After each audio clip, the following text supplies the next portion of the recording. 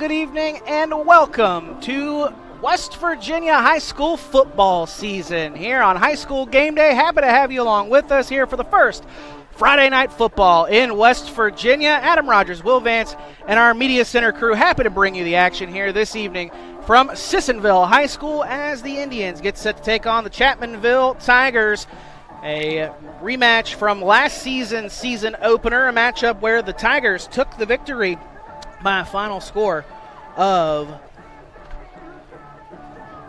43-26.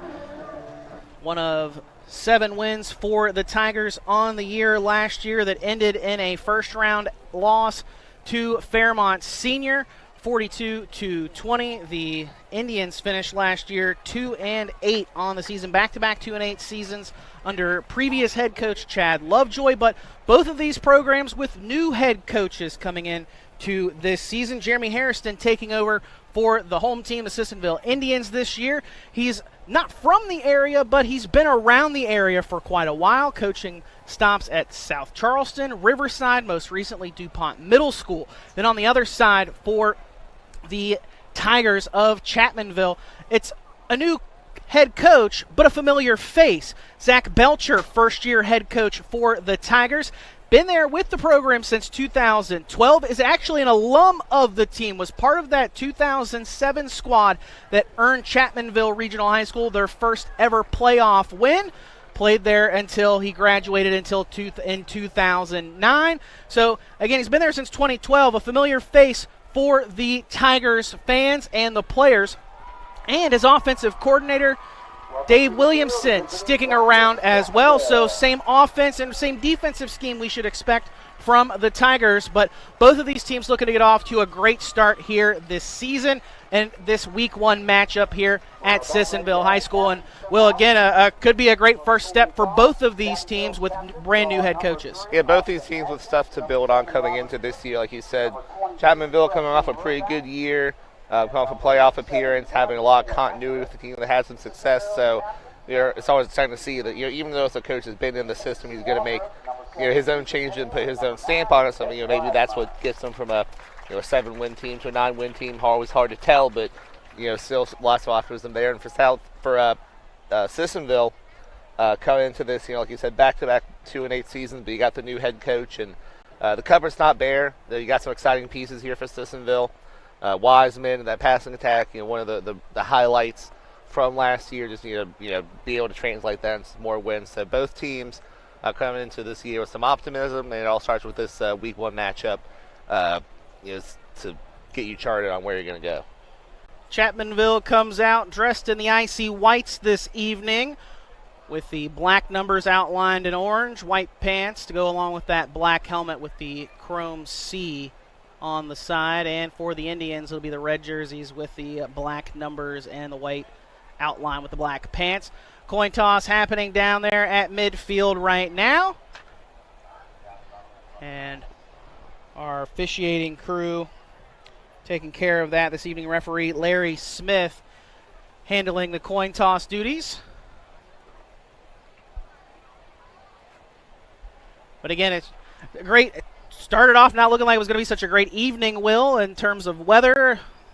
The heat was expected to be around since Wednesday and really beginning of the week, all through the week, but the rain has tempered that down a little bit. But we are familiar to cramps in week 1 games popping up quite a bit, so I'd expect to see hydration enforced a lot on both sidelines tonight.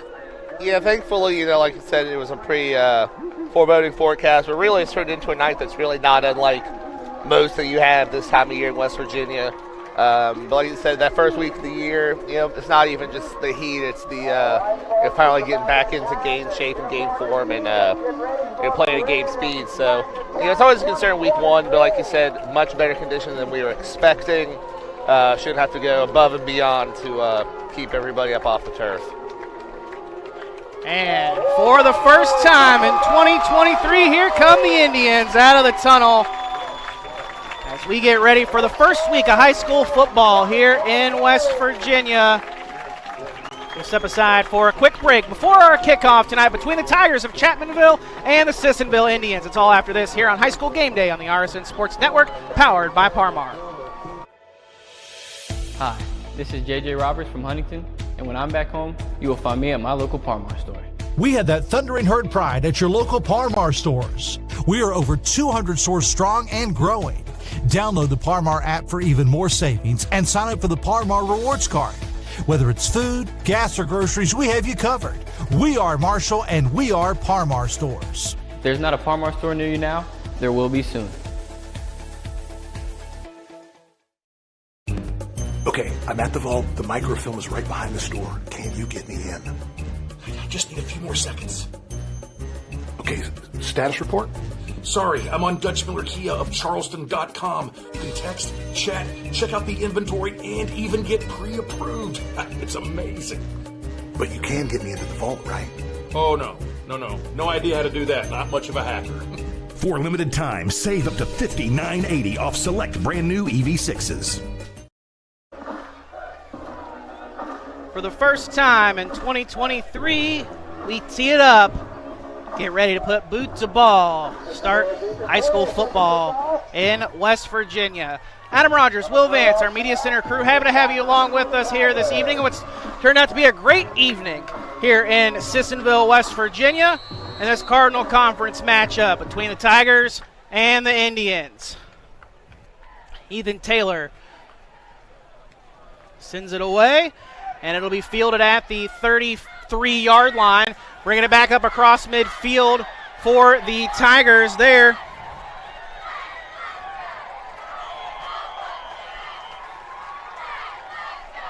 A long return for Chapmanville. That's a heck of a drive starter to get your season started moving well into opposing territory. It looks like they're spotted right around the 30. No, excuse me, at the 26. Yeah, Eli Pridemore on that return for the Tigers. And started it on that field from the 33-yard line. Took it all the way across midfield and down near the red zone already. First possession for the Chapmanville Tigers. Robert Cook in the shotgun. Will have two backs, one on either side. He's going to be a keeper for himself up the middle, and he'll gain a couple down inside the 25. Robert Cook, the quarterback keeper for the Tigers. And Cook will get down to the 23-yard line. Give him 3 yards on that carry. The junior quarterback, one of many fresh faces getting starting playing time here this season after graduation of a lot of the top players from this Tiger team last season. Cook in the backfield with Preston Kovac. Snap goes to Cook. Cook fires it out into the flat of the left side of the field. Passes a little low, but able to be corralled by his intended wide receiver. But he'll dance around and will get back to the line of scrimmage. Wesley Watts on the reception. And Watts gains nothing there. Got back to the line of scrimmage. Maybe lost a half a yard, if anything, but no gain officially. 3rd and 7 upcoming for the Tigers on their opening drive just outside the red zone after a great return by Eli Pridemore. Real important down here. You had a great starting field position on your first drive. Really want to convert into some points, or at least make sure it's not 3 and out. Handoff goes up the middle. And Kovac keeps his legs moving. And he'll be brought down near the first down marker. Needed to get down to the 16-yard line. Sophomore tailback plunges his way forward, and looks like he'll be close to that first down marker. Close enough that they're going to bring the chains out and will measure this just to make certain, because it's the difference again between 4th and inches here and a first down for the Tigers. Tigers trying to go line up on the ball, didn't realize what was going on quite just yet. So, but from my vantage, it looked like he got it, but we'll see here, right? Nope, 4th down. Yep, he is going to be just short there by the mark. So they'll take it back over to the far sideline, reset the chains, and we'll get set to go here on a 4th and short. Looks like the Tigers are going to keep the offense out there to go for it. Opening possession of the 2023 season. The Tigers got the football with great field position after a great return by Eli Pridemore, the linebacker. Cook under center, and he'll plow his way forward. The handoff to Preston Kovac. Kovac is down to the 6, give him 7 on that carry. And it'll be first and goal now. Now just outside the 10-yard line, rather. So first and 10, not quite first and goal. And Kovac real effective so far on this drive. If they hit him again right here, really use the receivers to spread out that defense, but they've been running right up the middle. Cook throws out to the near side, and that pass overthrown. And they're going to say it was a backward pass. Yeah, it was a backwards pass. It was not a forward pass there at the line of scrimmage. So because that was off the fingertips of his intended target, that went out of bounds. And it's going to be a fumble effectively on that. And they were calling it first and goal, so loss of 8 back to the 18. Second and goal from the 18-yard line. Another heads-up play by Sissonville, I think it was Nate Young, realizing that was still a live ball, making an effort to get it, couldn't quite corral it though. Toss, halfback pass, wide open in the end zone, touchdown Tigers! Andrew Topping hauls in the halfback pass from Jeremy Collins, and the Tigers strike the scoreboard first here in this Week 1 matchup of Cardinal Conference teams. It was well designed, called at the right time, no one was around. Well designed play there to get their first points of the season. Out for the extra point is Jonathan Farrell. Sophomore was 38 of 44 last season as a freshman.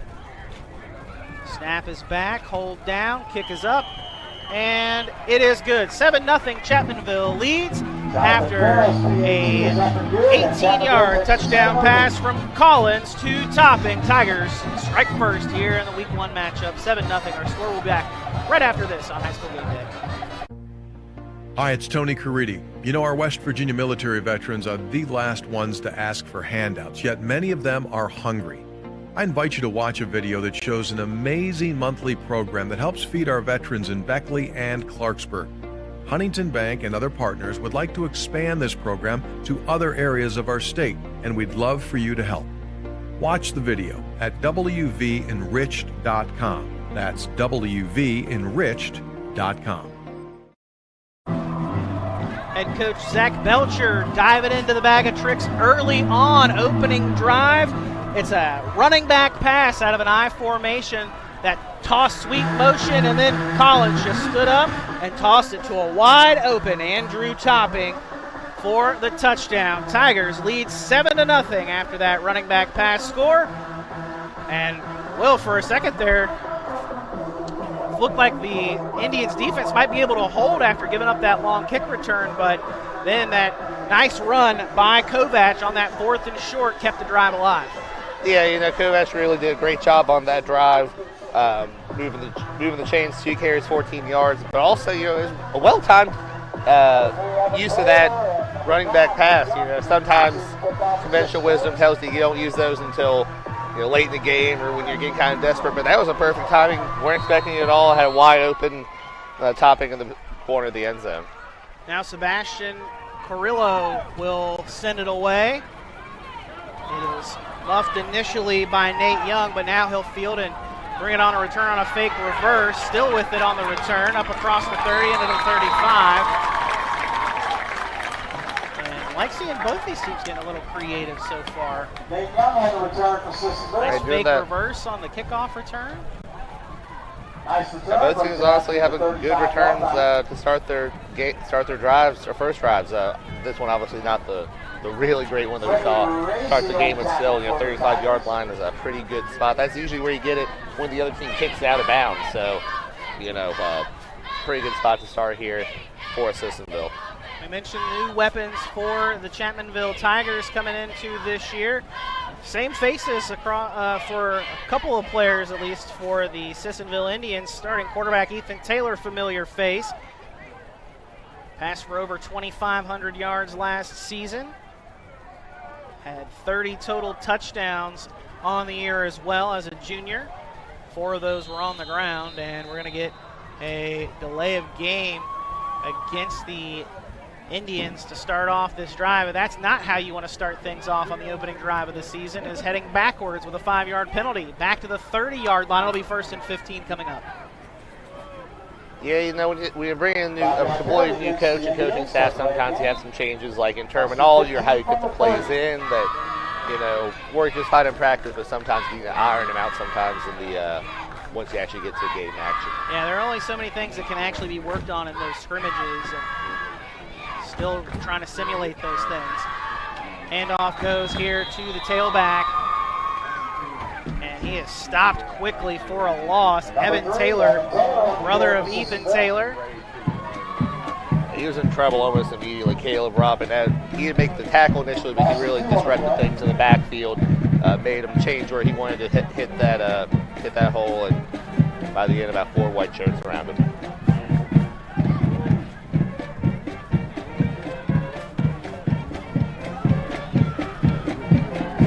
Second and long for the Indians here on the opening drive, trailing 7-0. After the Tigers went down and scored on a short field. Taylor under some duress, throws it, trying to go near side, looking for his man at the 40-yard line, Nate Young, and that pass just a little bit out of Young's reach as Taylor was on the move, on the scramble, trying to evade that pressure. And that was not an easy pass coming across his body like that, but still had a lot of zip on, just couldn't quite get it there, and brings up a 3rd and long.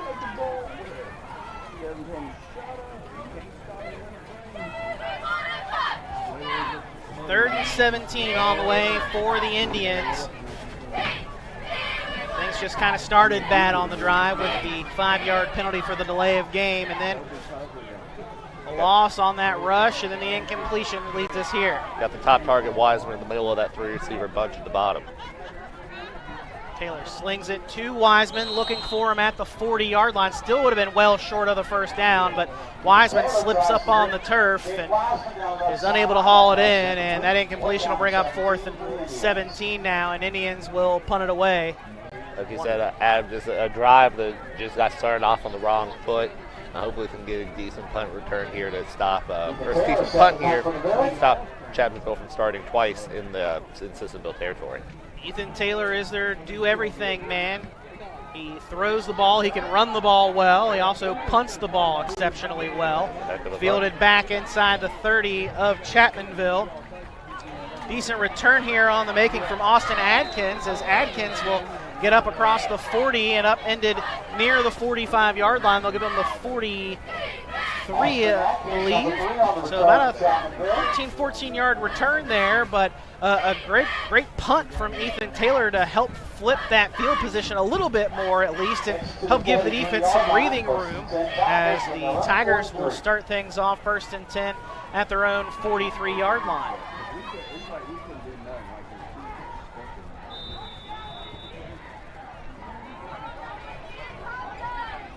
Cook lines up under center. Fake handoff to his tailback under some pressure, and he's going to lose the football as he's sacked, but wrapping it up there for the Tigers is Austin Adkins. Wow, what great pressure there coming up the middle. That was Ian Cox who had that off that right side, forced quarterback to roll out. Had great speed to make that closing tackle, forced the fumble as well. Really backing them up, doubling their down and distance right now. A really good way to start the drive off for defense. 2nd and 21, I believe 22, for the Tigers after that sack fumble. Cook drops back to pass, screen back over to the far side of the field. Kovac on the reception. He'll stay on his feet as he was wrapped up around the legs and forced out of bounds just shy of a 40. So he'll get some of that yardage back after that strip sack by Ian Cox a few moments ago, and it'll bring up 3rd and long at the 39-yard line. Tigers need to get over into Indian territory and get down to the Indian 47. Yeah, right there, Chapmanville was really trying to draw in that pass rush that just kind of their quarterback. Worked out reasonably well, not as many yards as they were looking for, though, with setting it up the way they did. 2 receivers split out to each side of the formation. Cook in the shotgun, pulls down a high snap, lets it go, and trying to find over on the far side of the field Wesley Watts, but just overthrew him by a smidge, and he was under some heavy pressure coming off the edge. One of those edge rushers got free, and I believe that was Michael Taylor, the senior defensive end, getting in there and pretty much had a free rush, and I think he was so surprised that he came so free that he didn't come as quickly as he maybe could have, and if he'd come a little bit quicker, probably could have ended up with a sack there, but it's still 4th down after the incompletion, and the Tigers are set to punt things away. And just a great couple downs, really, just by that defensive line overall. And the Indians trying to make certain that that defensive effort pays off. Punt safe back for the Indians on this, just to make certain. And it's caught over on the near side. I believe that is Jake Wiseman. Yes, that was Jake Wiseman making the reception. Thought he was going to call for the fair catch with as quickly as the Tigers got down there, but he did not. Reception is then tackled at the 30. We'll step aside for a quick break and be back with more right after this.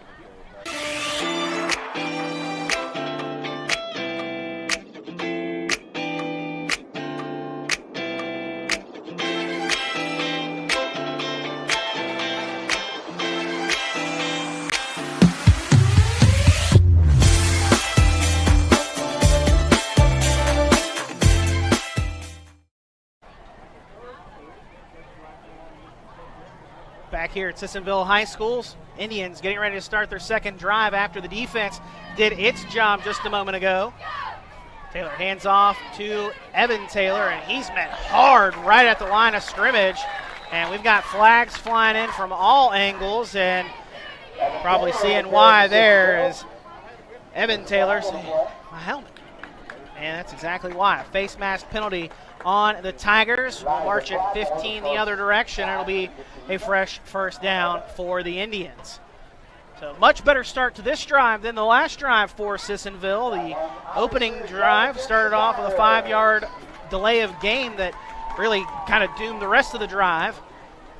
Indians were forced to punt, but then the defense did its job, and here we are on possession number 2 for Sissonville. Evan and Ethan Taylor lined up in the shotgun. Ethan takes a snap, rolls to his left, to his right a little bit, and left that throw a little short, trying to find his intended target, favorite target, Jake Wiseman. Jake Wiseman, one of the best wide receivers, not just in the Cardinal Conference, not just in Class AA, but arguably in the entire state. Yeah, just one of those guys who you're always looking for. Had over 1,000 yards last year, led in all classes, so, just or his 79 receptions led in all classes. So it's a guy they're looking for a lot as of right here, and he probably gets the first catch. Yeah, gets it just shy of midfield on a quick out route to the far side of the field. We're going to spot him down at the 49-yard line. Give him 3 yards on that catch and bring up 3rd and 7. And throughout the game, they'll put him at different spots, in those offensive formations. Instead, early on this drive when they target him, or last drive, put him in the middle of the 3-receiver bunch. Usually his favorite home, but they'll move him around trying to find a way to get him open. Bunch trips to the top of the formation. That's the short side of the field. Taylor drops back to pass, slings it over, caught inside the 40. Wiseman takes off inside the 30, and he's finally cut down inside the 25. Great catch and run there by Jake Wiseman, showing you those great hands, and then the acceleration after the catch. Finally stopped there by Austin Adkins in the secondary. And right there, just another example, looking for your playmaker. When you're looking for a big play, he comes through, makes that nice catch, and makes a good turn upfield to get as many yards as he can out of it. 29-yard reception there on that grab by Wiseman, and that sets the Indians up just outside the red zone on their second possession, trailing 7-0. Tigers took the lead on their opening possession of the game. That was a short field to go, though. Indians trying to tie the game up here. Taylor throws out to the flat again, finds Wiseman on the near side. That is caught right around the 20-yard line. Taylor to take Wiseman, a complete pass. And that'll give him 2 yards on that reception. 2nd and 8 on the way for the Indians.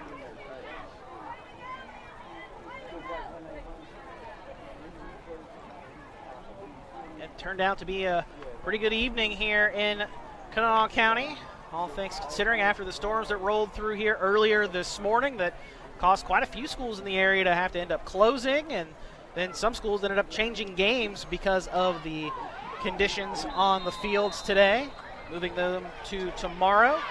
Hand off up the middle there, and Evan Taylor goes practically nowhere, maybe gets a yard. Yeah, they're going to give him a yard down to the 19-yard line, so pick up of 1 to bring up 3rd and 7. And a great turnout with some fans still making their way into the stadium here this evening.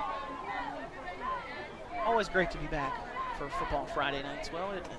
And also a great turnout by Chapmanville's fans too. Chapmanville not too terribly far away, but they're not a short John up here, so they're showing a lot of support for their team up by showing pretty good numbers.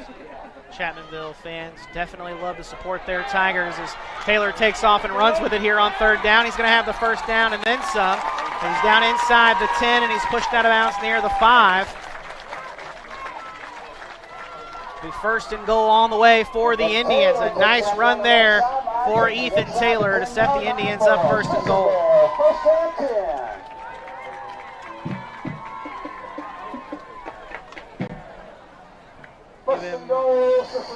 12 yards on that run, I believe. No, sorry, 11 yards on that run. Ball spotted at the 8. Nice scramble there by Ethan Taylor. Saw his options were covered up, and then he took off and ran with it and picked up the 1st down. Hands it off to his brother this time, Evan Taylor. Evan Taylor is going to be stopped in his tracks after trying to find some daylight, and he'll be brought down behind the line of scrimmage, forced back 2 yards to the 10.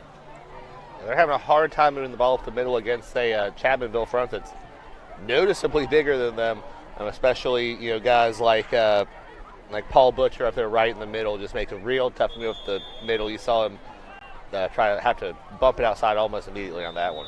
And a timeout requested and granted for Chapmanville. That comes with 3:58 to go here in the 1st quarter. Tigers leading 7-0, but the Indians are marching toward the end zone. We'll find out if they can score right after this here on High School Game Day on the RSN Sports Network, powered by HD Media. Fall Toyota is here for all your automotive needs. We have a large selection of new 2023 Tacomas, RAV4s, Highlanders, Camrys, and Corollas in stock and available for immediate delivery. Right now, get rates as low as 3.99% for 48 months on select new Toyota models, or get 4.99% financing for 60 months. Be sure to give your new Toyota the protection it deserves with our $995 genuine Toyota service contract. Visit balltoyota.com. It's a whole new ballgame.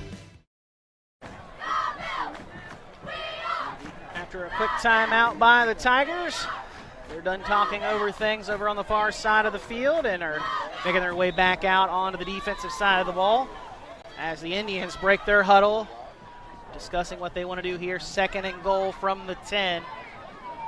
Tigers lead 7-0 after scoring on their opening drive. Indians forced to punt, but then forced a punt of their own. And now here on drive number 2, marching toward the end zone. Play action fake. Taylor finds Wiseman. Wiseman out in the open field with a heavy hit laid by Keldon Lucas. Corner on the near side. Read it perfectly well and came up and laid the big hit. And will force a 3-yard loss on that as well. That'll bring up 3rd and goal from the 13. Yeah, Lucas just making a classic good read on that one, finding the star receiver to get the ball to, and put a real nice hit on him and forcing him backwards here on 3rd down. Another big 3rd down. They've converted some fairly long ones, but now here's 3rd and 14 with goal to go. 3rd and goal from the 13. Snap back to Taylor. Going to fake it, keep it himself, calling his own number here. and he'll get some yardage back, but he'll be stopped well shy of the end zone, down to the 8, so he'll pick up 5 yards there on that scramble. As went back to the play that got them that last third down conversion. Virtually same play, not quite as successful there, leaving about 8 yards short of the goal line, but looks like they're going to go ahead and go for it.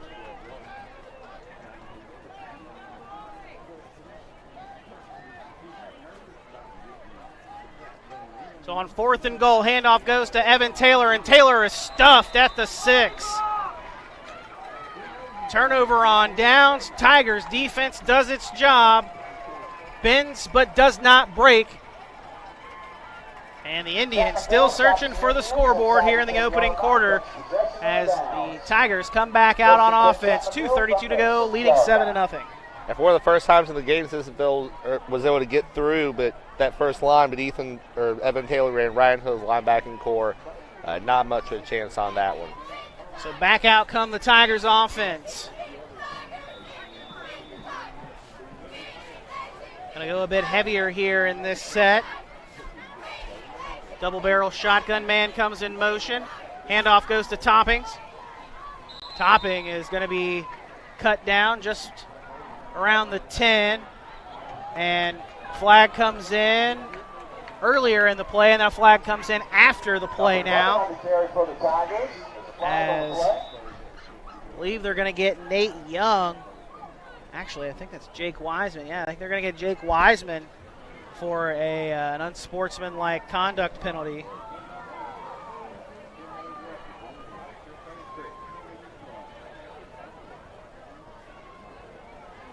So they're unsportsmanlike conduct penalties on both sides.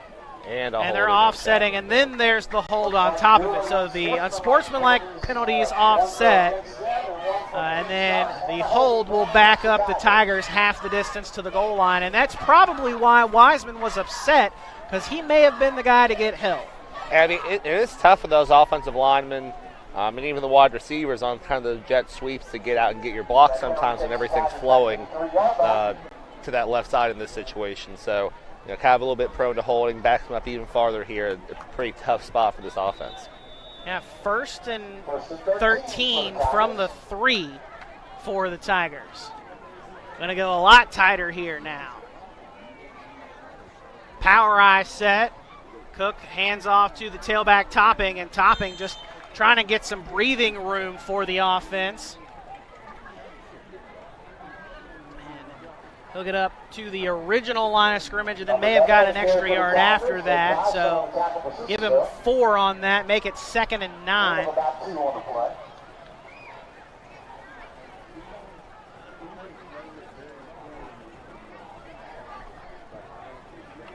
Second down and a long 9 for Chapmanville. He's going to pick up a 4. Power eye formation again for the Tigers. Handoff goes to Kovacs, the second fullback. And he'll get up across the 10. Again, getting some more breathing room for the Tigers offense. And they'll mark him down at the 12. So give him 5 yards there, bring up 3rd, and much more manageable for the Tigers offense after that penalty. Backed him up half the distance. I did a good job of taking what was ahead of him, falling forward. About half the yards he got with his back turned upfield, but like you said, making it much more manageable 3rd down here. And now they're going to get out of that power set and go to 2 wide receivers to each side, and now they're going to draw the Indians offside. Sissonville playing right into the Tigers' hands there. Pretty much everybody up front jumped offside. Oh, it's a false start. Correction. They're going to get the Tigers. Wait. Well, now.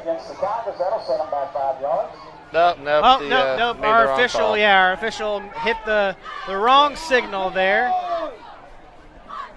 The home team thought they were getting a gift. You heard the home team fans start to cheer a little bit, but just a little bit of miscommunication. 1st down for Chapmanville. Really, this hasn't been the prettiest drive so far, but good job by Chapmanville so far to finally get that 1st down and get out of quite the shadow of their own goal line. Still well inside the 20, but able to give themselves some breathing room, be able to open up their offense more and do more what they'd like to do normally. So 1st and 10 from the 17. Handoff goes to the tailback, Eli Pridemore.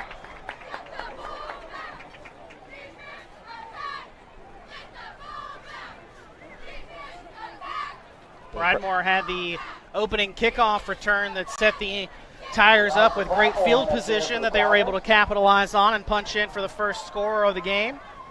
And the first quarter ends already 4 different ball carriers for Chapmanville. And speak of the devil, Will, first quarter comes to a close. It'll be 2nd down and medium for the Tigers.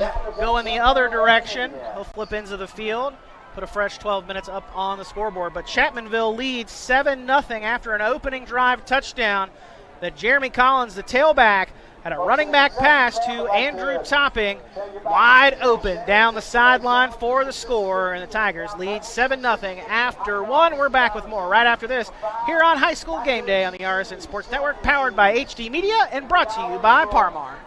In an ever-changing world, one thing you can always count on is Walker Chrysler Dodge Jeep Ram in Hurricane. You know, Gene and Ryan built their business the old-fashioned way by making friends. There are no gimmicks or games at Walker, just honest, fair deals, and their method is so straightforward it may shock you. Friendly service and a huge selection of inventory with more arriving daily. When you're ready for your next vehicle, take the short 20-minute drive from Charleston or Huntington to Walker Chrysler Dodge Jeep Ram, just off the Hurricane exit of I-64. Walker Chrysler Dodge Jeep Ram, making friends one deal at a time.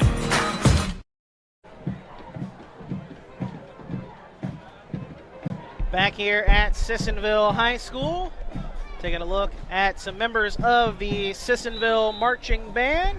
Majorettes down there on the field, trying to fire up the near side sideline, get the defense going here as the Chapmanville Tigers visiting, leading 7-0. Handoff goes up the middle, and nice move there inside. Spin his way forward, and will pick up some extra yardage. Great job there by Austin Adkins.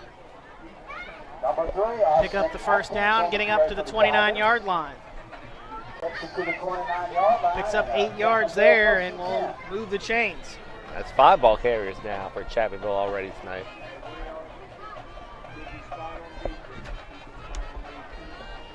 One thing the Tigers definitely have an advantage of is just pure numbers. Nearly triple the amount of players on this Tiger roster compared to the Indians.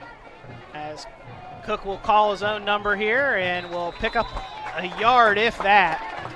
Maybe got up to the 30-yard line. Great penetration there by the Indians defense.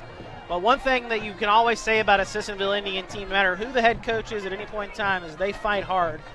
Game in and game out. We were up here for the Winfield game last year, a game that the Indians had a lot of struggles in, but at times also showed really good promise, and you could see that promise so far in some of the drives that the Indians have had offensively, and the defensive effort has been there so far as well.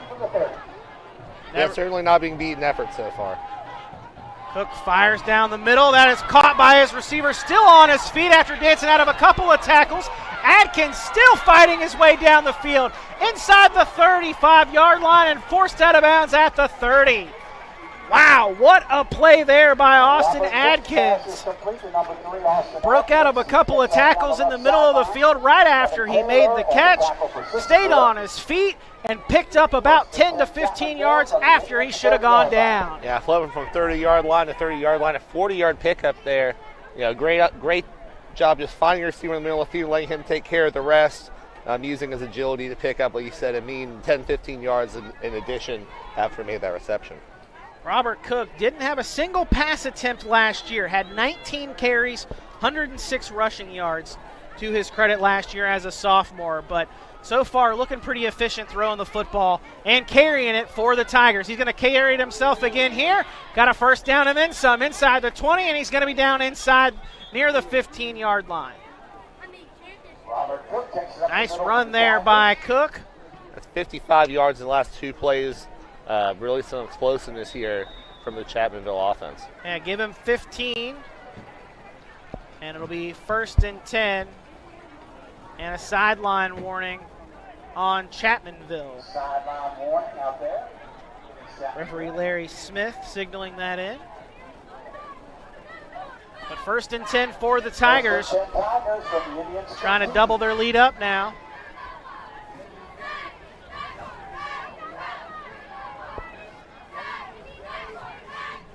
Ball at the 15-yard line. 2 receivers each side of the formation. Cook pump fakes, drops back deep, rolls to his right to evade the pressure, and he just going to throw it away. In the area was Andrew Topping, but a smart decision there for Cook to just toss it out of bounds and live to play another down. Yeah, mature decision from someone like you just said is getting his first start here in his junior year. Good decision not to try to force it down there with, there are a lot of guys down on that side of the field, and trying to chuck it in there across your body might be dangerous. So, good decision there. Still 2nd down, play to work with. 2nd and 10, Tigers lead 7-0. Again, trying to double that score up. 1 receiver to the top of the formation. That is Topping. 2 tight end set. Handoff goes to the back. Adkins. Adkins spins his way out of 1 tackle and is finally cut down inside the 10, down to the 8. Give him 7. It'll bring up 3rd and 3. Needs to get down to the 5. Takes it to the 8-yard line. Under 9.5 to go here, first half. 3rd down and 3 for Chapmanville. Tigers on the road with the lead. Power I formation. Handoff goes to the back, Topping off the right side on that power ISO. And he'll pick up a 1st down inside the 5. Nice run game for the Tigers, and that's something that we talked with head coach Zach Belcher about, was establishing that dominance up front, and it started with this big boys up front, and they're definitely being able to move the football pretty well so far on this drive. They said it was an off-season where they really preached physicality, and they're showing it here, getting the yardage they need to when everybody knows they're likely going to run it. Power I formation again. It's a fullback ISO. Handoff goes to the tailback, Kovic, and Kovic is in the end zone. Touchdown, Tigers. Number 22, Preston Kovac on the carry for the Tigers. Up the middle Kovac. for Chapmanville 6. A great job there by Coach, is using his strength to power through and using the space his offensive lineman gave him. So far, 4 carries for 22 yards, including that touchdown, and had an 8-yard catch. Already a pretty important part of this offense that really has been showing off its depth with guys like Adkins, Topping, and Kovac making plays on the ground and through the air. PAT is up, and it is good. 14-0, Chapmanville leads with 8:03 to go here in 8:06 to go here in the first half. Step aside for a quick break and be back with more right after this here on High School Game Day on the RSN Sports Network. Serving the area one truck at a time for over 60 years. Mullen Plumbing, Heating, and Cooling is in your neighborhood each and every day, working to keep your family cool and comfortable. With the dog days of summer ahead and fall right around the corner, it's time to schedule your home HVAC system tune-up and preventive maintenance. Right now, we're offering 0% financing on a new Rheem home system and includes a 10-year worry-free warranty. Remember, Mullen Plumbing, Heating, and Cooling. Call or visit us online today to schedule your appointment at mullenplumbing.com. Back here at Sissonville High School, taking a look over at the far bleachers at the visiting Chapmanville Tiger fans. And they love to support their Tigers no matter what the sport, no matter what age it is. Those Chapmanville fans show up in droves, no matter how far the distance may be. You definitely find some fans in black and orange somewhere if Chapmanville's playing. 8:06 to go, and they're a happy bunch over on that far sideline. 14-0 their Tigers lead. Kovac with the 3-yard touchdown run makes it that 14-0 score after it was a pair of tailbacks that put the Tigers on the board for the first time tonight. It was Jeremy Collins finding Andrew Topping on a running back pass out of that I formation, a toss sweep pass. Looks like something you draw up on NCAA college football, which you can't play anymore really unless you still have old consoles. A nice return here for the Indians. Nate Young on that return over on the far side of the field. Going to bring it up across the 30-yard line. And again, they tried that little, not so much a fake. Don't put a whole lot of work into it, but if things keep going this way, maybe if it goes up 21-0, maybe they'll actually try that to try to get Spark going. Young's return good up to the 32, so that is where the Indians will start with the football over on the far side hash mark. Adam Rogers, Will Vance, our Media Center crew. Happy to have you with us here this evening for the first Football Friday night in West Virginia. Had some exciting games yesterday with the Thursday night kickoff.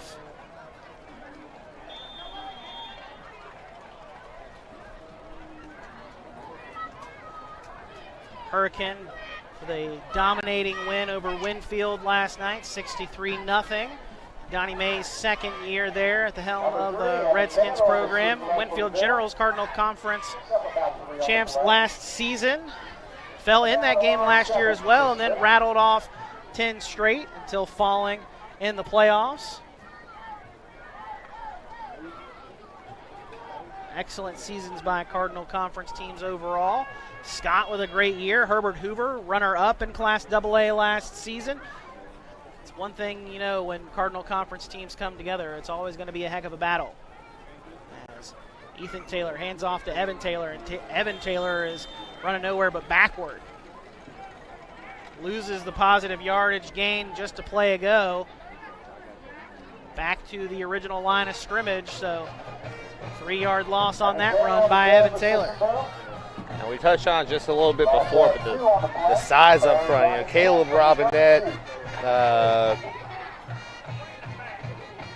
Caden Robinson, those guys, Paul Butcher, this big size they have for Chapmanville up front just makes it real tough to get running. And you know, oftentimes so far in this, Evan Taylor's had to try to take off sideways, and it has not worked out so far. So they're really struggling to establish that ground game.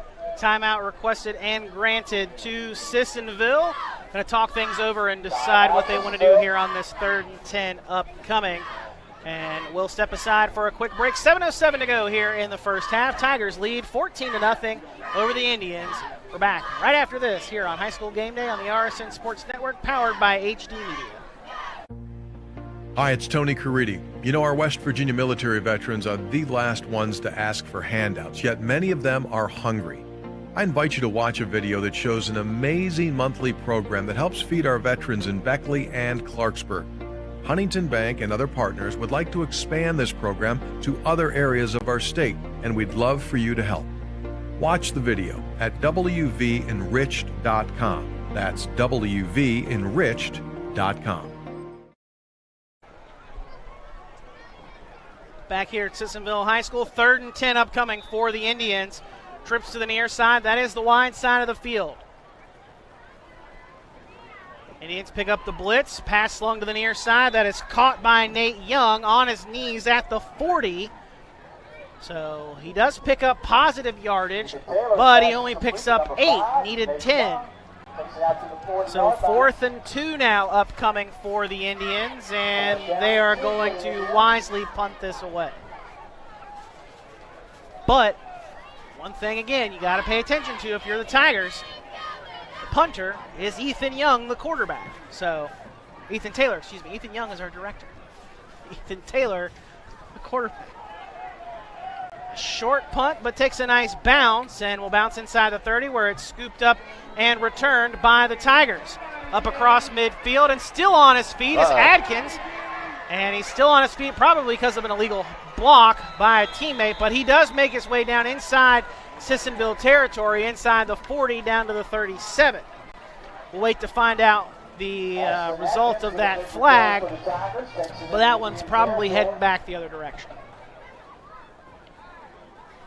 Yeah, the longer that type of return goes on and the more guys, you know, try to get their hands on the returner, the more likely something like that is to happen. You hate to see it on such an electric play, but you see it happen so often. Nice return there, nonetheless, by Austin Adkins. But instead of having the football well into Sissonville territory, the Tigers will have it at their own 44, which is still great field position, but not in your enemy territory. First and 10, Chapmanville from the 44-yard line. We'll now spread them out, 2 receivers each side of the formation. Cook takes a shotgun snap, has some time, throws it deep down the middle of the field looking for Wyatt. Looking for Wesley Watts. And just overthrew him. Robert Cook's pass attempt to number 2, Wesley. Cook 3 of 6 for 48 yards so far, looking fairly comfortable back there for, as we said, his first ever start. Considering the line he's got the block in front of him, he should feel pretty comfortable back there. Hasn't been under too much pressure so far tonight. Has had to escape a couple of times, but for the most part has been pretty comfortable back there.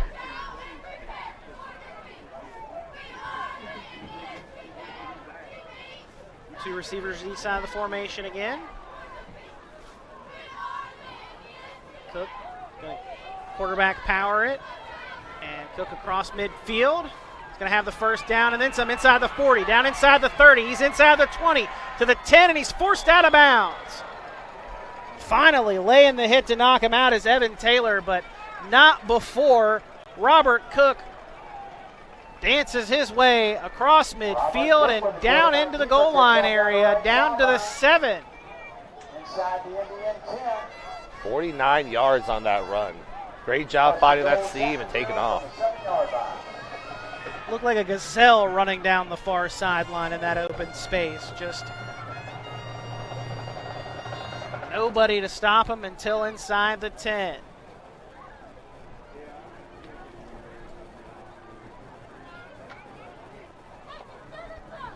Power I formation.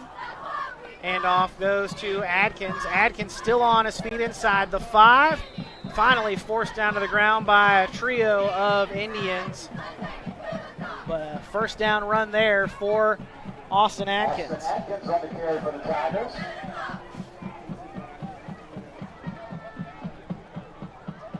Michael Spencer and Adkins gets down to the 3-yard line.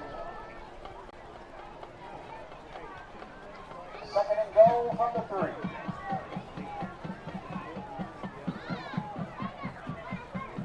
Get back in that power ride that they really like to use down here. It's been very successful for them so far. Fake the handoff to Adkins. It's a naked boot, and walking in untouched is Robert Cook. Cooks himself up a touchdown on the ground. Third rushing touchdown of the night for the Tigers offense. First one was yes. I'm it was calling by it a a rush running because back, it's by a but- running back. Yes, I'm even fooling myself. Did a great job there. You know, Sissonville will probably think what I was, where they're just probably just going to put it right in the middle behind their big guys, but Naked Bootleg gets it done there. Great. A little bit trickier for a team that's shown that they're not afraid to use some of that sprinkled in throughout. Kick is up and good. 21-0 Tigers with the lead. 4:26 to go in the first half. We're back with more right after this here on High School Game Day on the RSN Sports Network, powered by HD Media and brought to you by Parmar Stores. Hi, this is JJ Roberts from Huntington, and when I'm back home, you will find me at my local Parmar store. We had that thundering herd pride at your local Parmar stores. We are over 200 stores strong and growing. Download the Parmar app for even more savings and sign up for the Parmar Rewards Card. Whether it's food, gas, or groceries, we have you covered. We are Marshall and we are Parmar Stores. If there's not a Parmar store near you now, there will be soon.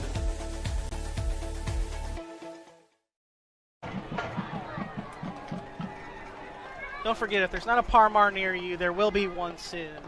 And we're thankful to Parmar for their sponsorship of our Player of the Game. We'll have that for you coming up later on this evening after the conclusion of this one between the Indians and the Tigers in this Cardinal Conference matchup. Adam Rogers, Will Vance, happy to have you along with us, and our Media Center crew, Ethan Young and Dan Shreve, doing a fantastic job for us as always. Also got Rick Ryan from the Gazette Mail staff here. He'll have a full recap for you coming up later on this evening on Line. We'll be also in the weekend edition that comes out tomorrow as the Tigers send things away. Turn over on the far side. And Bringing that up for the Indians there was Ian Cox. Number 34, Ian Cox on the return for Sissonville. Decent return, puts the Indians 1st and 10 from their own 31. Sissonville now down 3, scores really going to get something going here. Obvious answer to try to find your receiver Wiseman, but if you just keep going to him 3 straight times, Chapmanville realizes that might not get it done there. So curious to see what Sissonville tries to do here, try to get themselves jump started, try to get something going as we take fairly close to halftime. Yeah, and the Indians going to have to hurry up quickly. 6 seconds on the play clock. And the Indians are actually going to get bailed out by the Tigers with about 5 seconds on the play clock. Chapmanville calls a timeout, stops things with 4:18 to go here in this first half. And Chapmanville wants to talk things over there. I guess probably didn't have the right personnel out. And again, this is week 1. Coaching staffs for both sides relatively new, pretty much brand new entirely for Sissonville, and some new faces and new positions for the Tigers. So those scrimmages help out quite a bit, but game week 1, there's always a little bit more intensity and a little bit more confusion sometimes with new roles being taken and new expectations at times. So bound to be some hiccups that I'm sure both sides will work through, because usually after a punt, things should be pretty well figured out. But we're back and ready to go. 1st and 10 for the Indians. Taylor going to roll, and now stopped by the Tigers and pulling him down to the ground there for the Tigers defense was Benji Adkins. Sophomore did a great job there in pursuit. Shucked his blocker. So that'll bring up 2nd down and long now after the sack by Benji Adkins. Also 4 on the play, 2nd and 14 for the Indians. And Taylor thought he was going to have a little bit more time there, waves the receiver down to try to make a bigger play, but that time ran out very quickly, and Adkins is there to finish the job. 5 seconds on the play clock, comes back to Taylor. Quick strike to Wiseman, about 7 or 8 yards downfield. And then he'll turn up and get across the 35, so they'll pick up the yardage loss after the sack. And then get up to the 36, so a pickup of 9. It'll bring up 3rd and 5 for the Indians. 3rd down and 5 for the Indians. See what Sissonville can muster up here. We'll try to keep this drive alive. Trailing 21-0 with under 3 to go in the first half.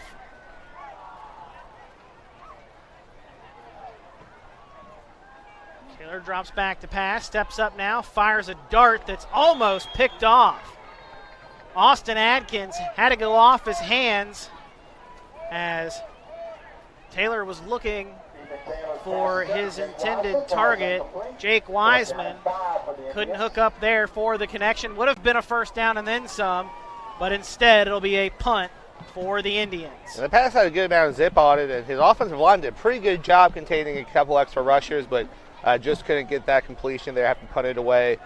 Like I said, kind of a disappointing drive here when they were trying to get something going here before halftime as we tick within 3 minutes. Taylor, a high punt, not a very far punt, but it's muffed. Indians, I believe, have come up with it. Yep, looks like it. And yes, they do. Coming away with the football there for the Indians is T.C. Walker. The senior, heads up play there. The center made the long snap, and as his job dictates, he fired down the field like the missile is supposed to do there in the middle, and he covered that punt to a T.C. well. And, I mean, honestly, there the return needs to go ahead and call a fair catch, but he just didn't get fully under it. So a little bit of disappointment there for Chapmanville. Great opportunity here for Sissonville finally across the 50.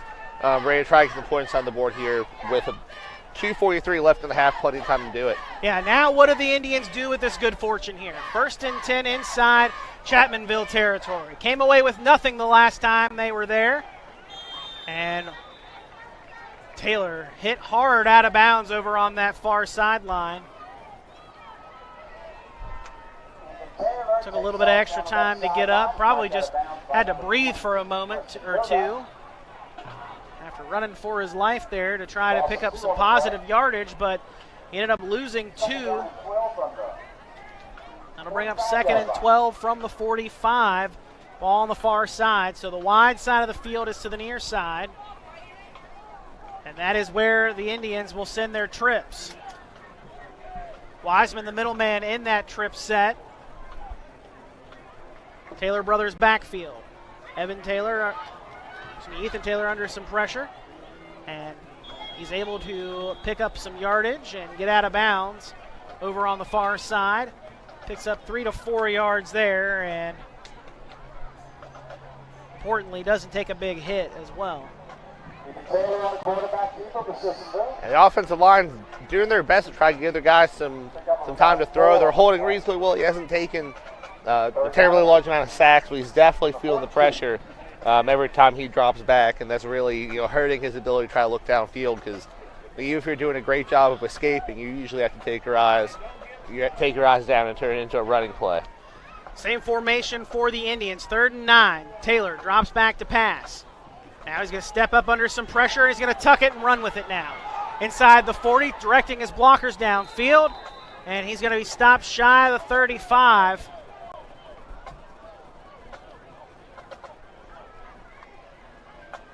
So a nice run there by Ethan Taylor. But still going to be about 2 yards shy of a first down. 3 yards shy of a first down, depending on where they spot it. And it'll be 2 yards shy. They spot it at the 35. Sissonville needs to get down to the 33-yard line of Chapmanville to keep the drive alive. Under a minute to go here in the first half. Indians down 3 scores.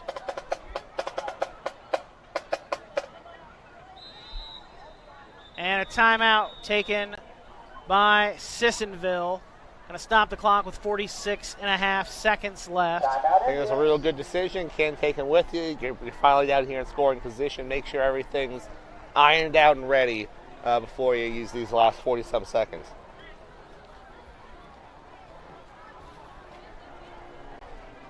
Each side has a timeout left here in the final 46.5 seconds. And you're right, Will, you don't want to squander this opportunity here that you've been given, especially you were already given a great gift by the muff punt that allowed you to keep the offense out on the field. The last thing you want to do is do something errant there that would cause you to turn the football over here on a 4th and short. You want to talk over your options and call the best play that works for this situation. And it's a unique situation because on one hand, you only need 2 yards to get the first down, but presuming it's a run play, clock keeps running, so time's a factor as well. So do you try to make a chunk play? It's almost calling 2 plays if you think about it, right, Will? Right. Depending on the first play you call. If you convert the first down, what's the play immediately after that? And it's going to be Taylor rolling to his left, and he's going to tuck it, and he's going to be stopped well short and behind the line of scrimmage on 4th down. Looked nice as it was developing out to that far side of the field, but then nothing came to it in the end, and the Indians turn it over with less than 40 seconds to go in the opening half. Yeah, I think he was really trying to find Wiseman on the flag grab, but by the time Wiseman had turned around, Taylor was already trying to turn the corner and try to do something with his legs. So this may be a play that took a little bit too long to develop with the pressure that Chapmanville was putting on him as he rolled out. So now the Tigers come out. 1st and 10 from their own 38-yard line, under 40 seconds to go. Trips to the near side. Cook drops back to pass, has some time. Rolls to his left, and he's going to throw it away. And he's going to get rid of it. Wisely gets rid of that one, and it avoids a big sack and stops the clock at the same time. 30.6 to go. Robert Cook scrambles around, throws that out of bounds. 2nd So 2nd and 10 from the 38 upcoming.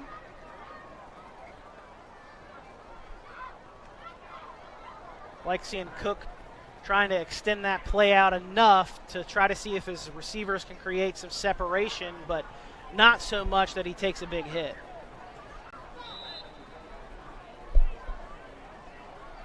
Now they're going to line up in an I formation.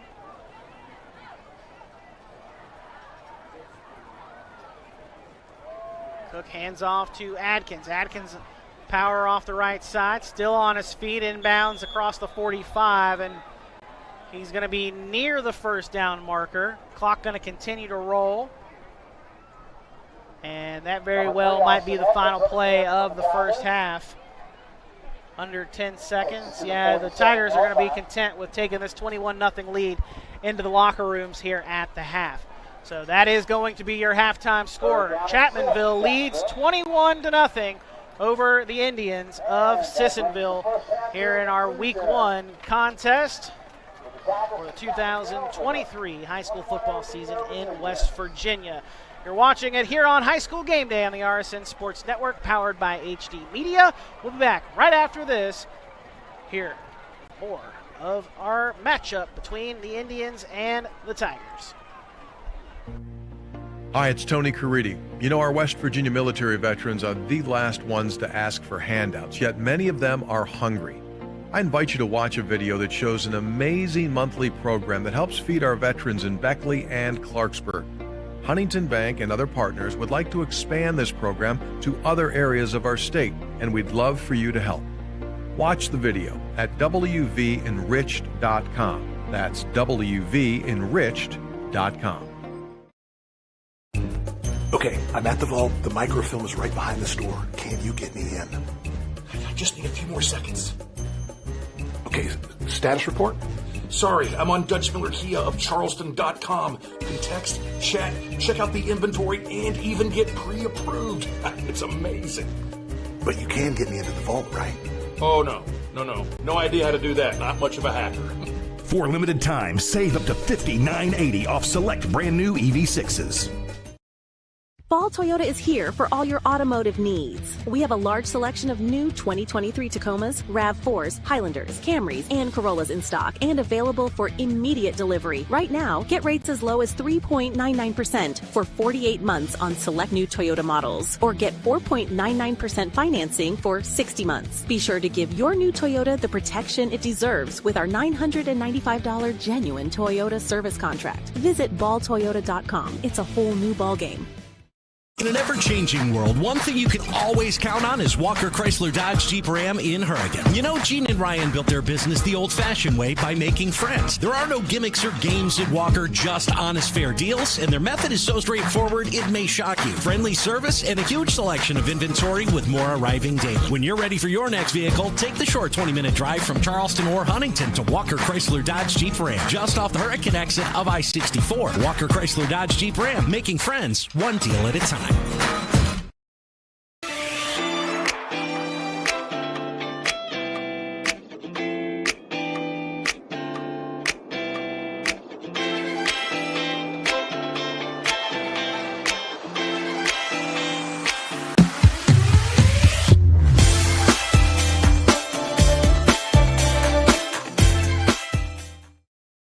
Serving the area one truck at a time for over 60 years. Mullen Plumbing, Heating, and Cooling is in your neighborhood each and every day, working to keep your family cool and comfortable. With the dog days of summer ahead and fall right around the corner, it's time to schedule your home HVAC system tune-up and preventive maintenance. Right now, we're offering 0% financing on a new Rheem home system and includes a 10-year worry-free warranty. Remember, Mullen Plumbing, Heating, and Cooling. Call or visit us online today to schedule your appointment at mullenplumbing.com.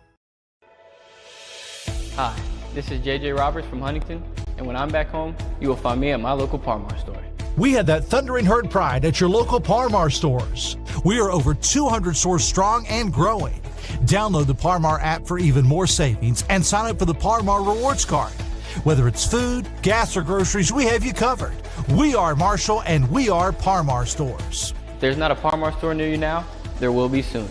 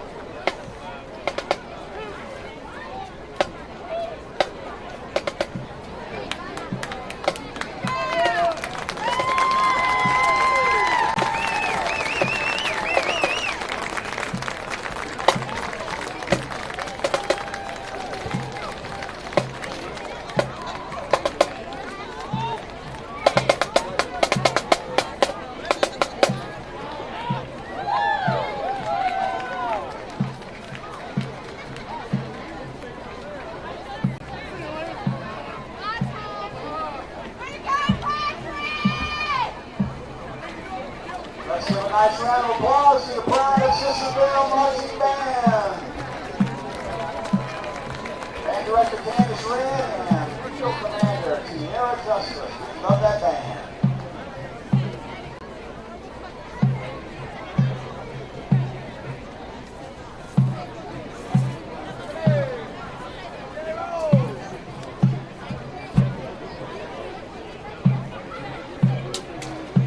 I lost my mind. I meant to say, give a nice round of applause to the Chapmanville Tigers marching band.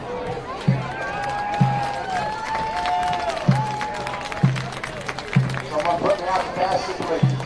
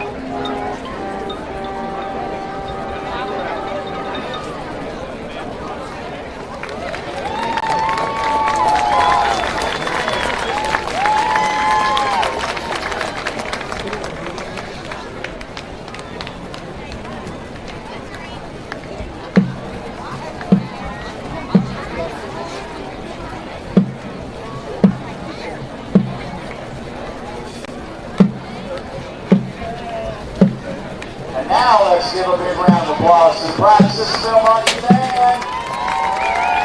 This is our band director and Sierra Justice, our field commander. This is JJ Roberts from Huntington, and when I'm back home, you will find me at my local Parmar store. We had that thundering herd pride at your local Parmar stores. We are over 200 stores strong and growing. Download the Parmar app for even more savings and sign up for the Parmar Rewards Card. Whether it's food, gas, or groceries, we have you covered. We are Marshall, and we are Parmar stores. If there's not a Parmar store near you now, there will be soon. Hi, it's Tony Caridi. You know, our West Virginia military veterans are the last ones to ask for handouts, yet many of them are hungry. I invite you to watch a video that shows an amazing monthly program that helps feed our veterans in Beckley and Clarksburg. Huntington Bank and other partners would like to expand this program to other areas of our state, and we'd love for you to help. Watch the video at wvenriched.com. That's wvenriched.com. Okay, I'm at the vault. The microfilm is right behind the store. Can you get me in? I just need a few more seconds. Okay, status report? Sorry, I'm on Dutch Miller Kia of Charleston.com. You can text, chat, check out the inventory, and even get pre-approved. It's amazing. But you can get me into the vault, right? Oh, no. No idea how to do that. Not much of a hacker. For a limited time, save up to $59.80 off select brand new EV6s.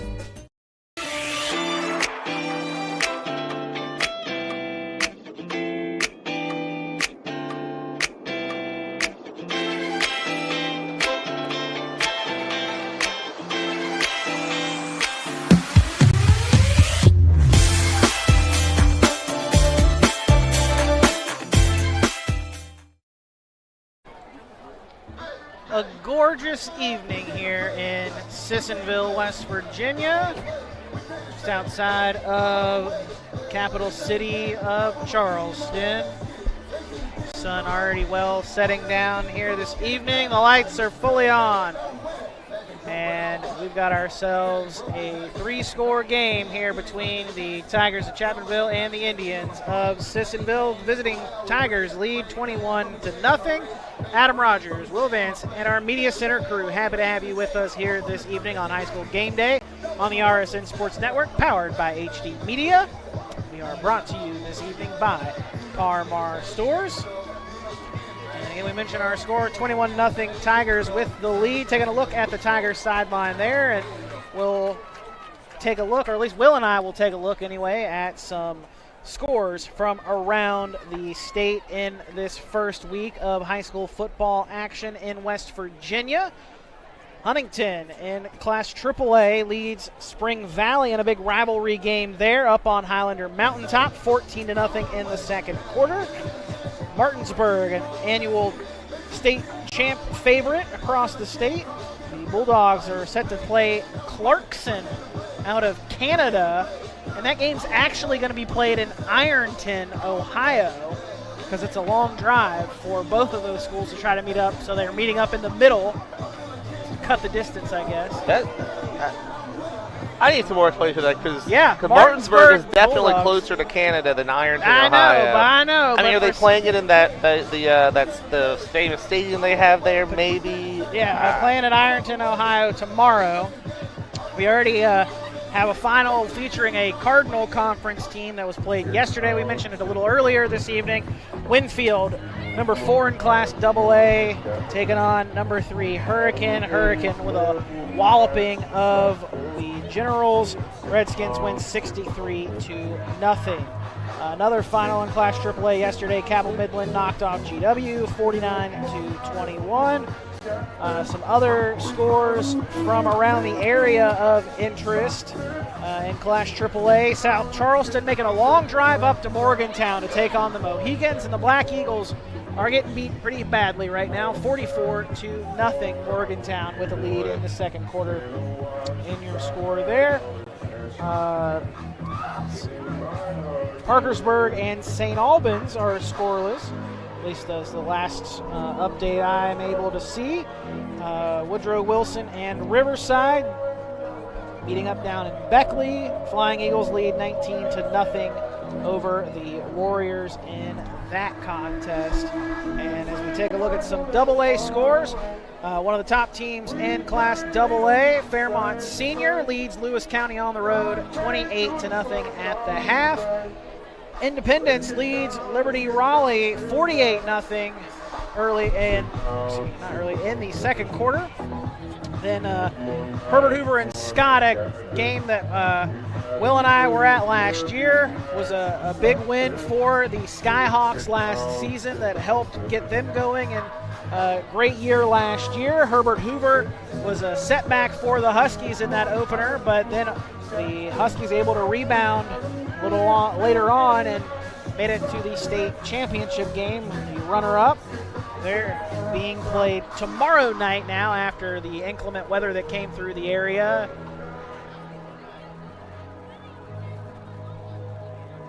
And Nitro and Polka, the Wildcats, lead 21-6 over the Dots. So there's some scores of interest from around the state for you as we get started off in the second half here.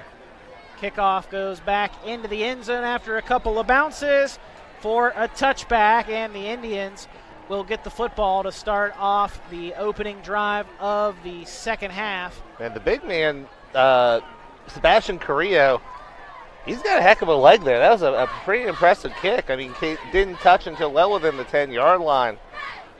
You saw him, might not have seen him really celebrating around half midfield whenever he saw where the ball came down, but pretty impressive kickoff man they've got.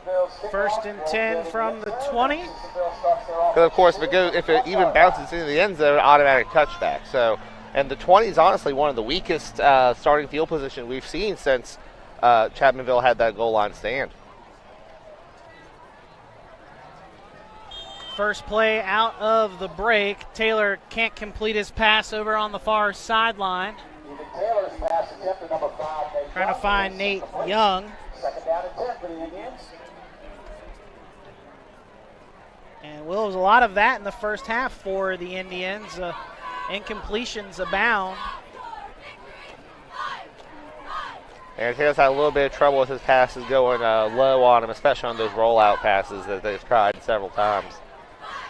A lot of his throws, even when they were completed, they were short a couple of times there, too, to some of his targets. And they had to come back to get the football. So far, 6 of 10 for 42 yards. Has missed his last two attempts, though. And now a timeout by the Indians on second down. That comes just 5 seconds into this second half. So definitely not the start you want coming out of the locker room at the half. Sissonville football, they are Giving Glass and Glazing, West Banco, State Farm Insurance, Appalachian Medical, Giants Family Pharmacy. And don't forget that coming up after the conclusion of tonight's game, we'll have our Parmar Stores Player of the Game. There's not a Parmar near you. There will be one soon. Well, and I actually stopped at a Parmar on our way in here to get some ice cold water, get some energy drinks to keep us going through this evening, as Will and I work early morning shifts. We'd rather be nowhere else on a Friday night than with you here on High School Game Day. Pass zipped across the middle on a slant route, and that is caught by Young. Check that. That is actually Maddox Baylog, a freshman. And he'll get up to the 28-yard line. Pickup of 8. Good job by Taylor to zip it in right in the opening to hit that slant route. That's Baylog with his first catch in his Indians career. 3rd and 2. Taylor fakes a handoff, throws out into the flat. That is complete, and picking up some extra yardage after contact there is Nate Young. Young, second catch on the night so far, 14 yards. Picks up 6 right there. And that is a first down for the Indians. That's the start you want for the opening drive. Hate you had to burn a timeout, I'm sure, but keep the offense on the field and keep the ball moving. It looks more like the offense we were kind of expecting to see coming in, these short passes, trying to make something happen on the outside. Taylor rolls, fires out again, and left it short, looking for Nate Young again on the near side. Taylor's pass attempt to Nate Young is incomplete. 2nd and 10 on the way from the 34-yard line of the Indians.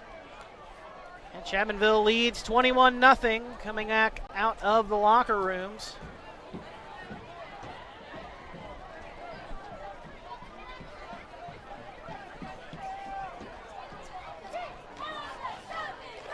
Indians break the huddle with 10 seconds on the play clock. 2nd and 10 on the way. Trips to the near side. Ethan Taylor takes a snap, surveys the field under some pressure, going to step up in the pocket now. Up across the 40, and a couple of Tigers bringing him down.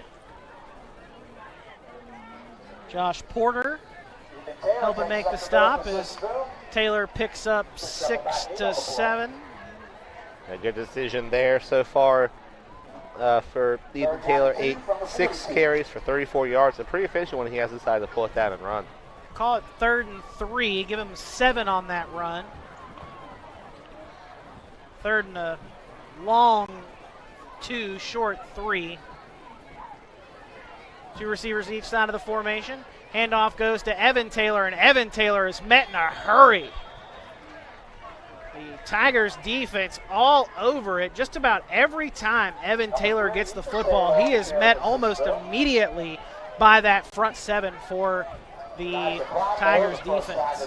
Averaging well under a yard per carry, just no daylight for him.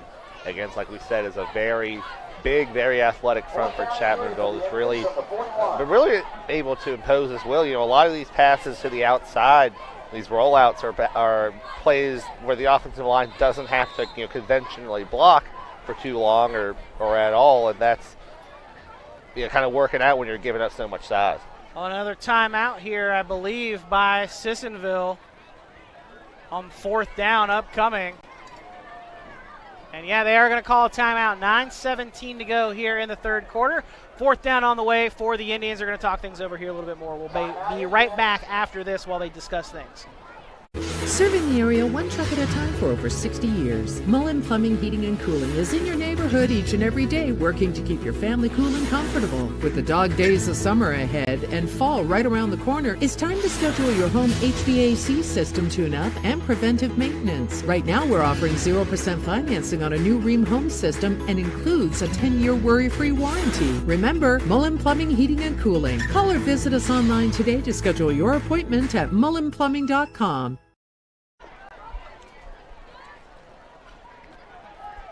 Taylor gets a sidewinding punt off, and it will bounce out of bounds at the Chapmanville 36. So not a terrible punt. It does help flip that field position a little bit, but definitely not the opening drive that the Indians would have liked to have to start this second half, having to burn 2 timeouts in the drive. First one because the play clock was getting too low, and then the second one, some confusion or some miscommunication that caused them to force the timeout. And that came on when you were punting the football away, so that really makes matters worse. Especially when you're already trailing by 3 scores, but the defense trying to make up for it. Big sack there off the edge. John Wheeler coming off and making that sack from the outside. And that will be a loss of 11 yards. Check that. 10 yards back to the 26-yard line. An ideal way to start the drive. Defensively, if you're Sissonville, just great pressure off that left side. Using their speed to beat the offensive line and make a big play to set Chapmanville way back to start this drive. See if that's the spark that the Indians need. Try to get back in this game. Blitz comes again from the Indians. Cook able to avoid it for a moment. Still on his feet. He's going to get back across the original line of scrimmage. He's got the first down and then some. Now he's out into the open field. Inside the 30, to the 20, the 10, 5, touchdown, Tigers. Robert Cook was looking to throw it downfield. May have been trying to set up a screen, but everything was covered up. He cut back across the field, got down the sideline, and then got into the open field for 6. Yeah, I think that was supposed to be a screen because that's the same way they responded after the sack in the first quarter. But great job just to recognize where his blockers were, find the seam, and just take off. Like we said, a kid making his first start at quarterback, but he did have carries last season. No pass attempts, but did carry the ball, and obviously they're showing off that he's a fantastic ball carrier. 6 official carries, 141 yards and 2 touchdowns on the ground, and a pretty efficient day in passing as well. Cook takes it to the house and puts the Tigers up 28-0 after the PAT is good from Farrell. 7:54 to go in the third quarter. We're back with more right after this, after the Tigers take a 4-touchdown lead. Hi, this is JJ Roberts from Huntington, and when I'm back home, you will find me at my local Parmar store. We had that thundering herd pride at your local Parmar stores. We are over 200 stores strong and growing. Download the Parmar app for even more savings and sign up for the Parmar Rewards Card. Whether it's food, gas, or groceries, we have you covered. We are Marshall and we are Parmar stores. If there's not a Parmar store near you now, there will be soon.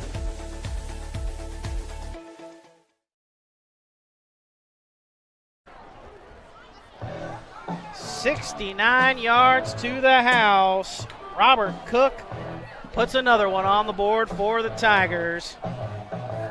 He's got the last 2 for Chapmanville to make it 28-0 in favor of the visitors, clad in white with the black lids.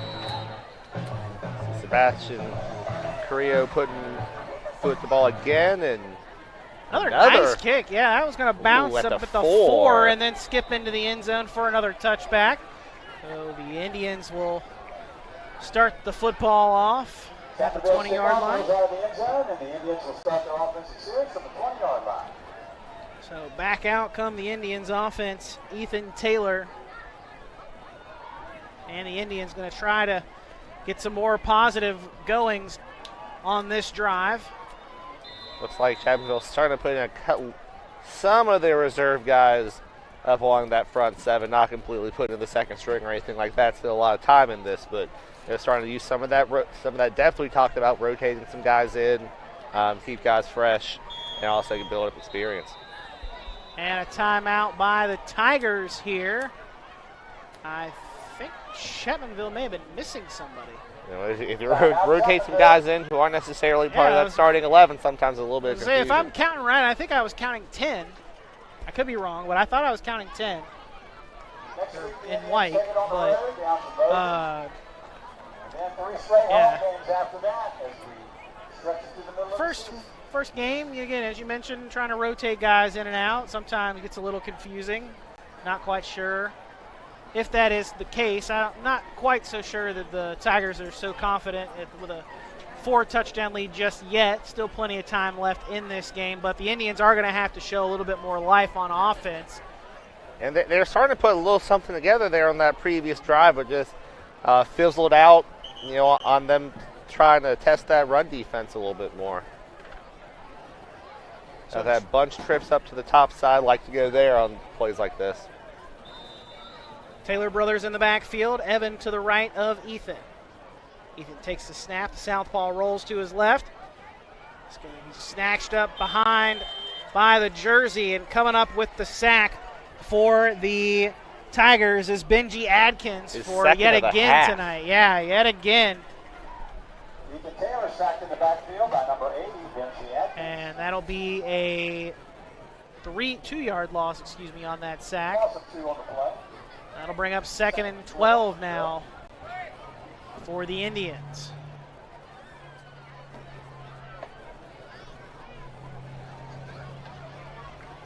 Sissonville going to split 2 receivers out to each side of the formation. Wiseman goes in motion, now trips to the bottom. Taylor rolls to his left, now rolls to his right, now back to his left. Gets a block on the edge to gain some extra ground, and he's going to be pushed forward from behind on a tackle attempt. And I think that extra shove in the back is enough for the first down. Yes, it is. Just got every bit of those 12 yards needed. Was 2nd and 12, now 1st and 10 from the 31, so a gain of 13 yards on that run. Took a broken play and turned it into a positive. And that's been a lot of Sissonville's offense so far tonight, is Taylor trying to find somebody, and then nothing's there, so he creates with his legs. Got 46 yards on the ground so far. Hands to his brother, Evan Taylor, and he's again met in the backfield or at the line of scrimmage, and this time they are going to give him the line of scrimmage, I believe, back. So no gain there again, and see he's coming a little hobbled there. And he hasn't been able to have much ground to work with. And none of that at all. You know, feel just unable to find any type of seam. I mean, this front 7, or more like a front 6.5 of Chapmanville so far tonight. A lot of the success has either been this quick passes to the outside, or Ethan Taylor able to find a seam once the pass rush has come and kind of broken up a little bit. Snap comes back to Ethan Taylor. He hands off to Evan Taylor, and he is able to find a little bit of ground there, but only picks up 2 yards. Bring up 3rd and 8.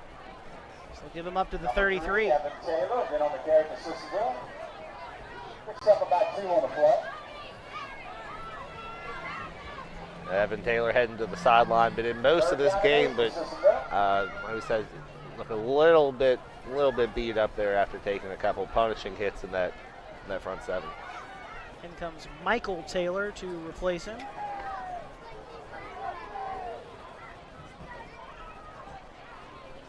Third and 8. Trips bunch to the near side. That is the wide side of the field. Taylor goes back to his left. Flips one through the seam and was trying to find, I believe that was John Wheeler. That pass is incomplete, and that'll bring up 4th and 8. And the Indians are going to punt things away once again with 4:52 to go here in the 3rd quarter. Now, a lot of these plays here in the second half where they've had Taylor rolling out, he starts off to his right. That he really was a left-handed guy. He really wants to start rolling to his left when he starts getting into trouble, and he's been able to find some success there. But you know, when he receives a bunch to the right and you just get flush to the left, makes it harder to look downfield to complete something. Ooh. And the punt's almost blocked. They may have said that they got a deflection on it, and that's why no roughing the punter. But the punt goes out of bounds at the 40-yard line of Sissonville. I didn't think he so much got a hand on it, just got so close that it forced him to angle it up more than he would like to. But either way, no penalty marker, just a change of possession. So a really unfortunate punt there from Ethan Taylor. As Chapmanville comes back out onto the field offensively after a 69-yard touchdown run by Robert Cook. They'll now get the football in Indian territory. Handoff goes up the middle, and Kovac breaks out of a couple of tackles, still on his feet inside the 35, and he'll be brought down at the 33. A nice 7-yard run there for the sophomore tailback. Kovac 5 carries for 29 yards so far and an 8-yard catch. A lot of weapons here Chapmanville have been using. Got 4 guys with at least 4 carries so far. Quarterback Cook on his Kovac, Adkins, and Topping. Topping only 2 carries so far, but he also had that big 18-yard touchdown reception off the halfback pass that opened up the scoring tonight. 2nd and 3 for the Tigers. Double barrel shotgun. Handoff goes to the tailback Kovac again, and he'll pick up a first down as he gets inside the 30 down to the 28. Give him 5. Fresh first down for the Tigers offense. Yeah, that's something Coach Belcher talked about when we talked to him earlier this week. Is we mentioned towards the top of the broadcast that Chapmanville had graduated a lot of their skill position guys, a lot of their leaders on the offense, but obviously plenty of options still for Chapmanville. A lot of guys have been involved with this offensive success. no more so than the first time starting quarterback Cook, but a lot of guys out there are showing that they're a guy that can be looked for on the offense going forward this year. Bobbled handoff between Cook and Adkins. Adkins ultimately able to pull it back in, and he'll get around the outside edge of the offensive line and is able to pick up a couple of yards out of that after initially mistiming the handoff. So 2nd and 8 after a 2-yard pickup there by Adkins.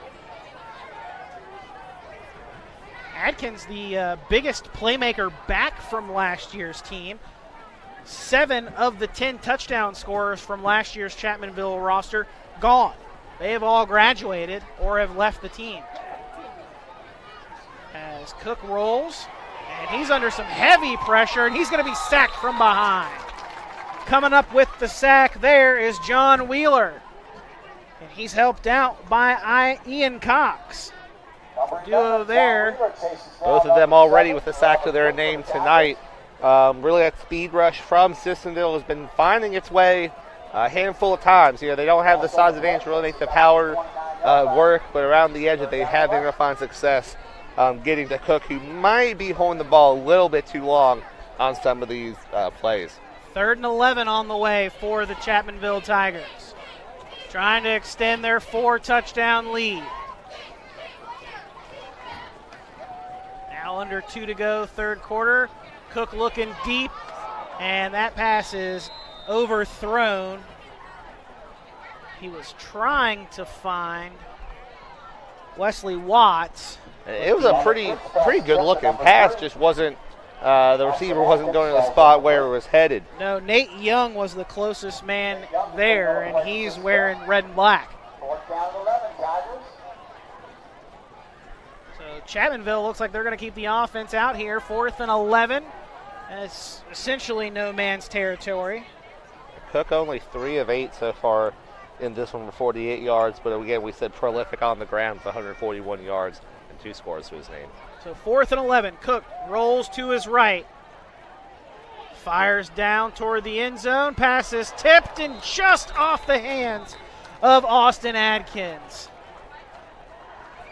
Adkins probably would have been short of the end zone anyway, but had he pulled it in, would have converted a 4th down and long, and it would have been a fresh set of downs for the Tigers. Instead, it's a turnover on downs, and we head back the other way with the Indians getting the football at their own 29-yard line. As we get close toward the end of the 3rd quarter, here in week 1, our high school game day broadcasts had a couple of games for you last night, and we're one of a few games for you this evening as well on high school game day. I have a total of about 70-some broadcasts for you this high school football season during the regular season, so be sure to tune in for those games. Handoff here on 1st and 10 goes to Michael Taylor.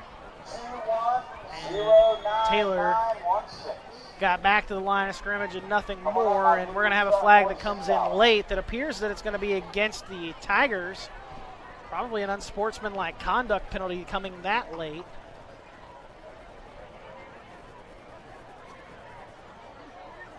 And again, we mentioned Hoover and Scott. That game was supposed to be played tonight down at Scott, but that game has been moved to tomorrow. So we got you covered tomorrow as well. That'll be a 7 o'clock kick.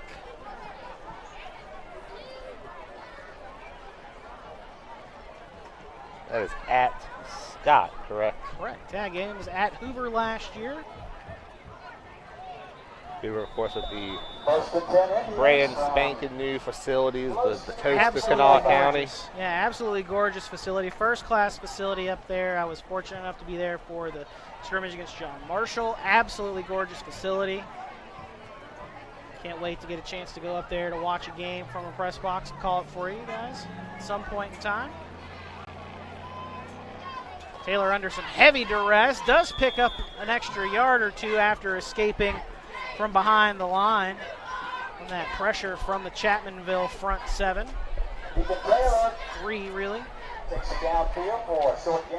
Not many players on that defensive side of the ball having to rush to create pressure. It's that Sissonville front. Second down and 9 from the 45. Give him 1 yard officially on that scramble. Michael Taylor going to get the handoff this time, and Taylor bullies his way ahead, and he'll pick up a yard or two, and a flag comes flying in from the far side of the field. Hold on, Sissonville is signaling. Back the Indians up.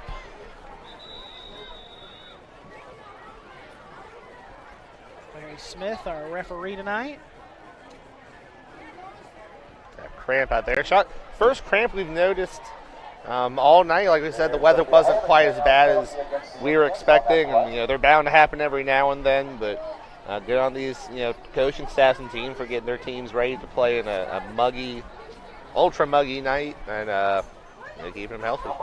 Yeah, that was Andrew Topping being stretched out there at midfield, able to get up and walk off over to the sideline. So that's great to see. Yeah, and Will, we do see that every year. Week 1, week 2 is where it really is bad, because it is just so dang hot and humid these first couple weeks of the season here in high school football, and even in high school soccer. I'm sure it's just as prevalent as well. You and I don't cover high school soccer, but I'm sure it's just as bad there, if not worse. They're running the whole 4th and game. Taylor going to keep it himself, comes off the right side of the line, picks up the yardage lost from the penalty, and then some as he gets across midfield and into Chapmanville territory down to the 49. So he turned 2nd and 19 into 3rd and 3.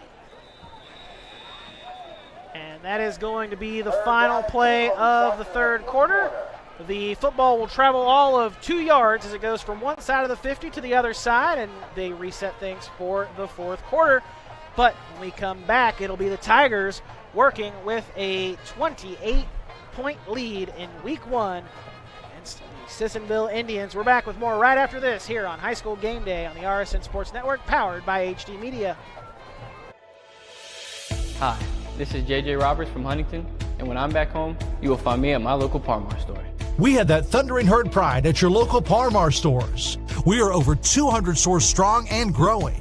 Download the Parmar app for even more savings and sign up for the Parmar Rewards Card. Whether it's food, gas, or groceries, we have you covered. We are Marshall, and we are Parmar stores. If there's not a Parmar store near you now, there will be soon.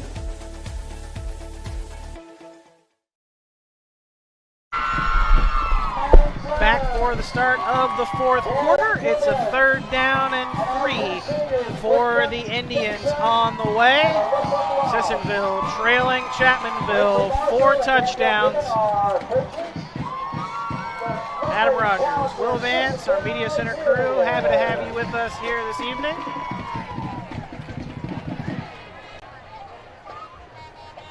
Indians need to start showing some life offensively and stringing together good plays. Want to get back in this game as Taylor met in the backfield and stopped for a loss back at the 50. So a loss of 1. It'll be 4th and 4 upcoming.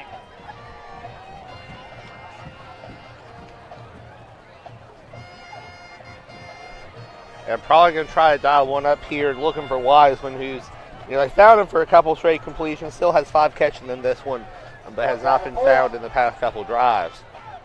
4th and 4, hard snap count, Tigers stay put.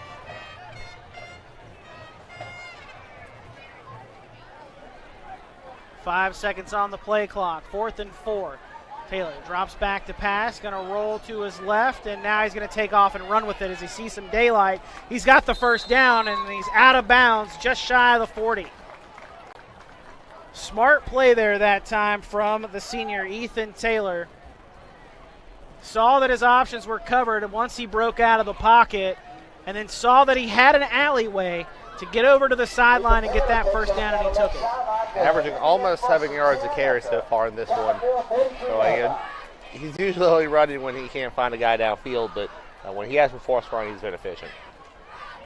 So first and 10 from the Tiger 43-yard line. Indians looking to get on the scoreboard for the first time tonight.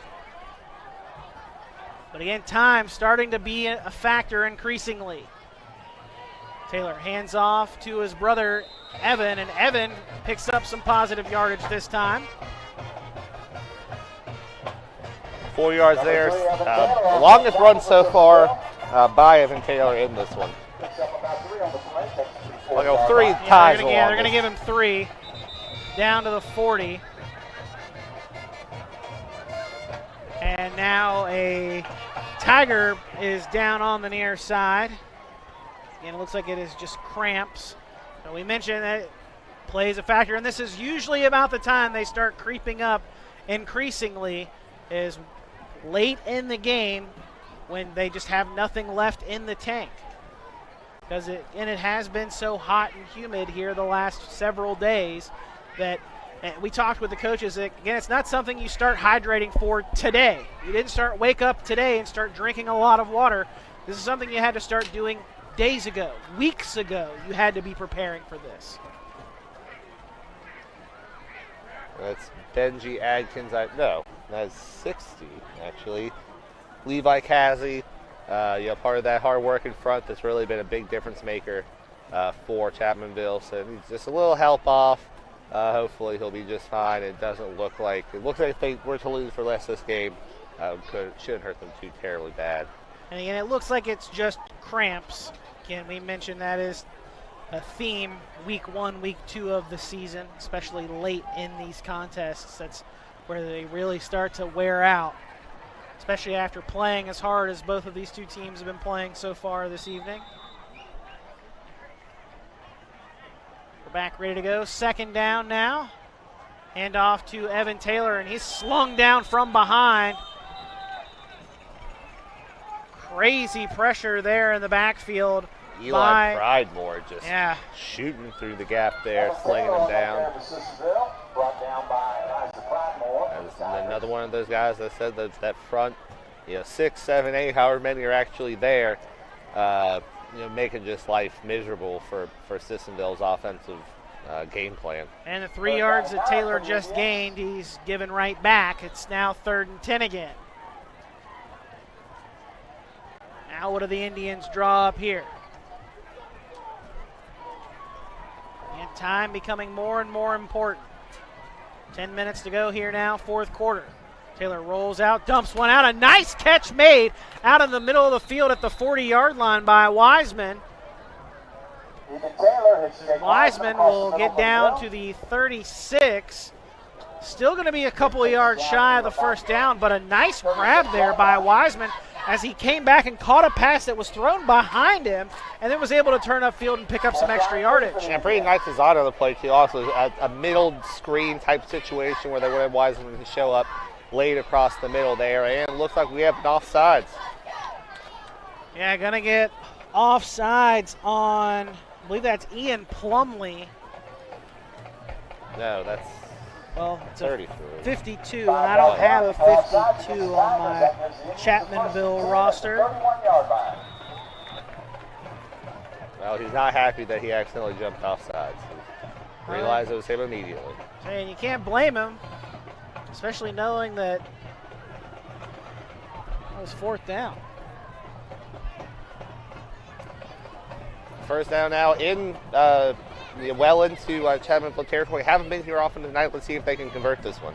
Taylor steps up, slings a pass, trying to find Wiseman, and one ref rules it incomplete, and then finally the official from the near sideline in the back comes in to concur with him as well. Wiseman thought he was able to get his knees around it before it hit the turf, but they say that it did hit the turf beforehand, so incomplete.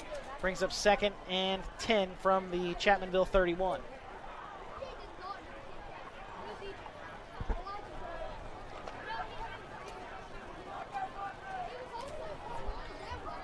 Second and 10 on the way. Evan flips hips of Ethan in the shotgun. Ethan Taylor drops back to pass, throws near side, caught by Wiseman. Turns up inside the 15, and he's brought down near the 10-yard line. Now the Indians offense starting to move the football. Finally finding some openings for Wiseman. 1st and 10 from the 11, just outside the goal line. So Indians don't need to get in the end zone to get a fresh set of downs. Wiseman so far 7 catches for 65 yards.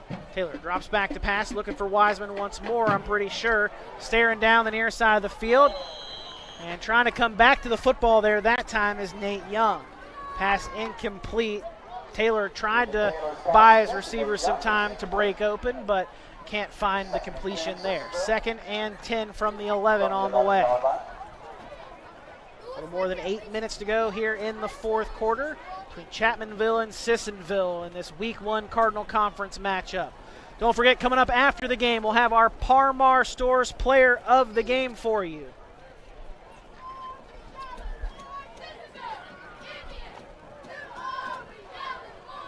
Evan to the left of Ethan in the shotgun. Taylor takes a snap, rolls to his right, throws right, finds Young rather. And he'll be stopped right at the 1-yard line, just shy of the end zone. Nate Young, great catch over on the far side of the field, but he is going to be brought down at the 1. It is a first down, or should be a first down anyway.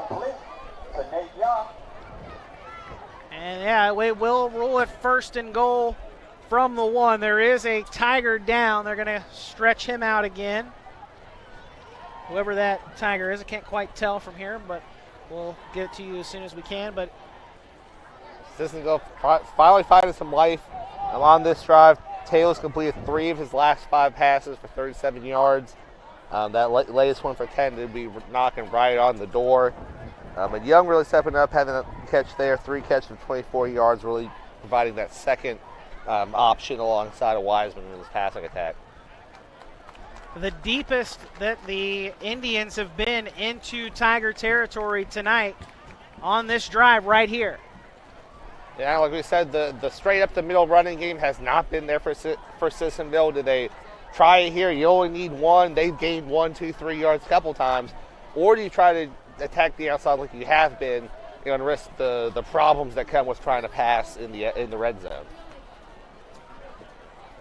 So 8:16 to go. 4th quarter. Tigers lead the Indians 28-0.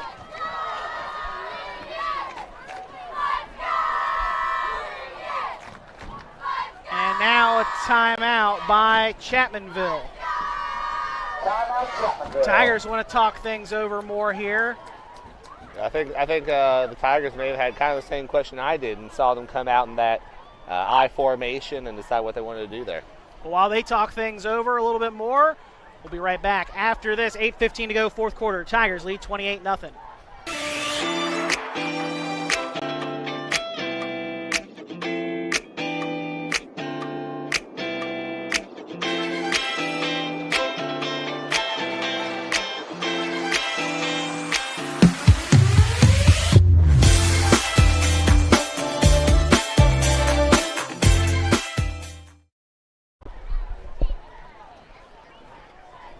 Taking a look at the Indians breaking the huddle, trying to get in the end zone for the first time this evening.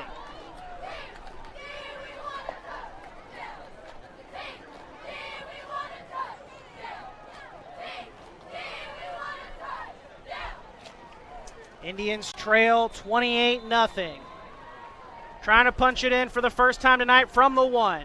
Taylor under center, and he plunges his way into the end zone. Touchdown, Sissonville. 8:12 to go in the 4th quarter. Yeah, pretty much the most foolproof play there is. Just have your quarterback take the snap, immediately go forward.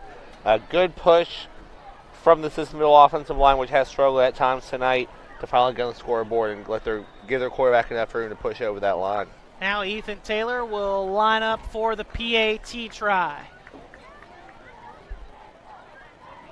Kick is up, and it is good. 28-7 our score with just over 8 minutes to go in the 4th quarter. We're back with more right after this on High School Game Day on the RSN Sports Network, powered by HD Media. Okay, I'm at the vault. The microfilm is right behind the store. Can you get me in?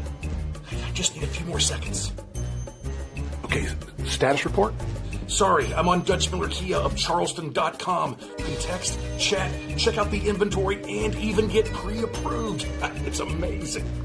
But you can get me into the vault, right? Oh, no. No idea how to do that. Not much of a hacker. For a limited time, save up to $59.80 off select brand new EV6s.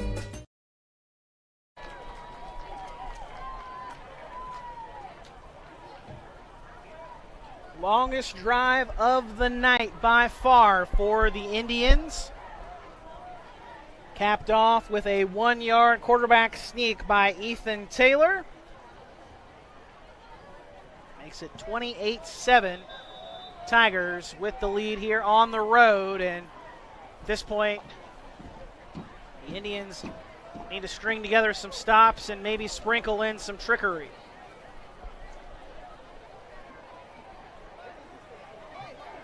Well, on that last drive, they really got back to what we more expected this offense to really try to do. They try to get the ball to Wiseman. Ethan Taylor was able to find some lanes with his legs. Able to finally turn some of the things they're trying to do into something that's actually happening out there on the field. Taylor sends a little pooch kick.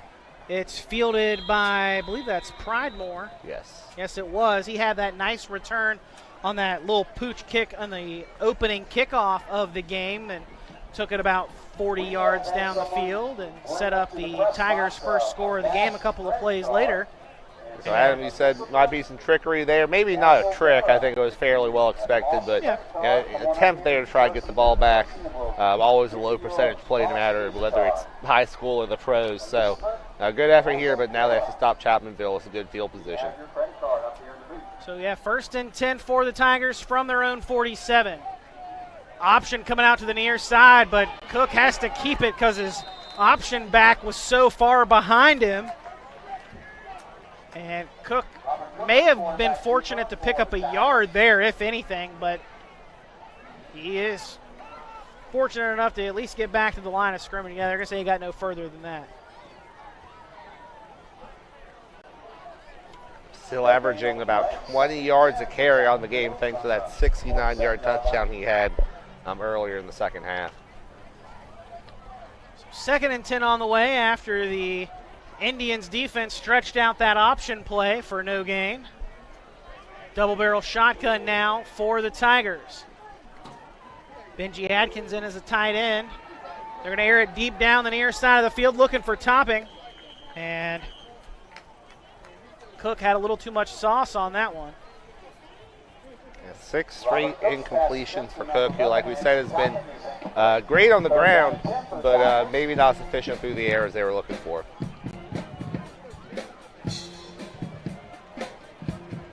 But again, as we mentioned, just no pass attempts last year for him as a sophomore.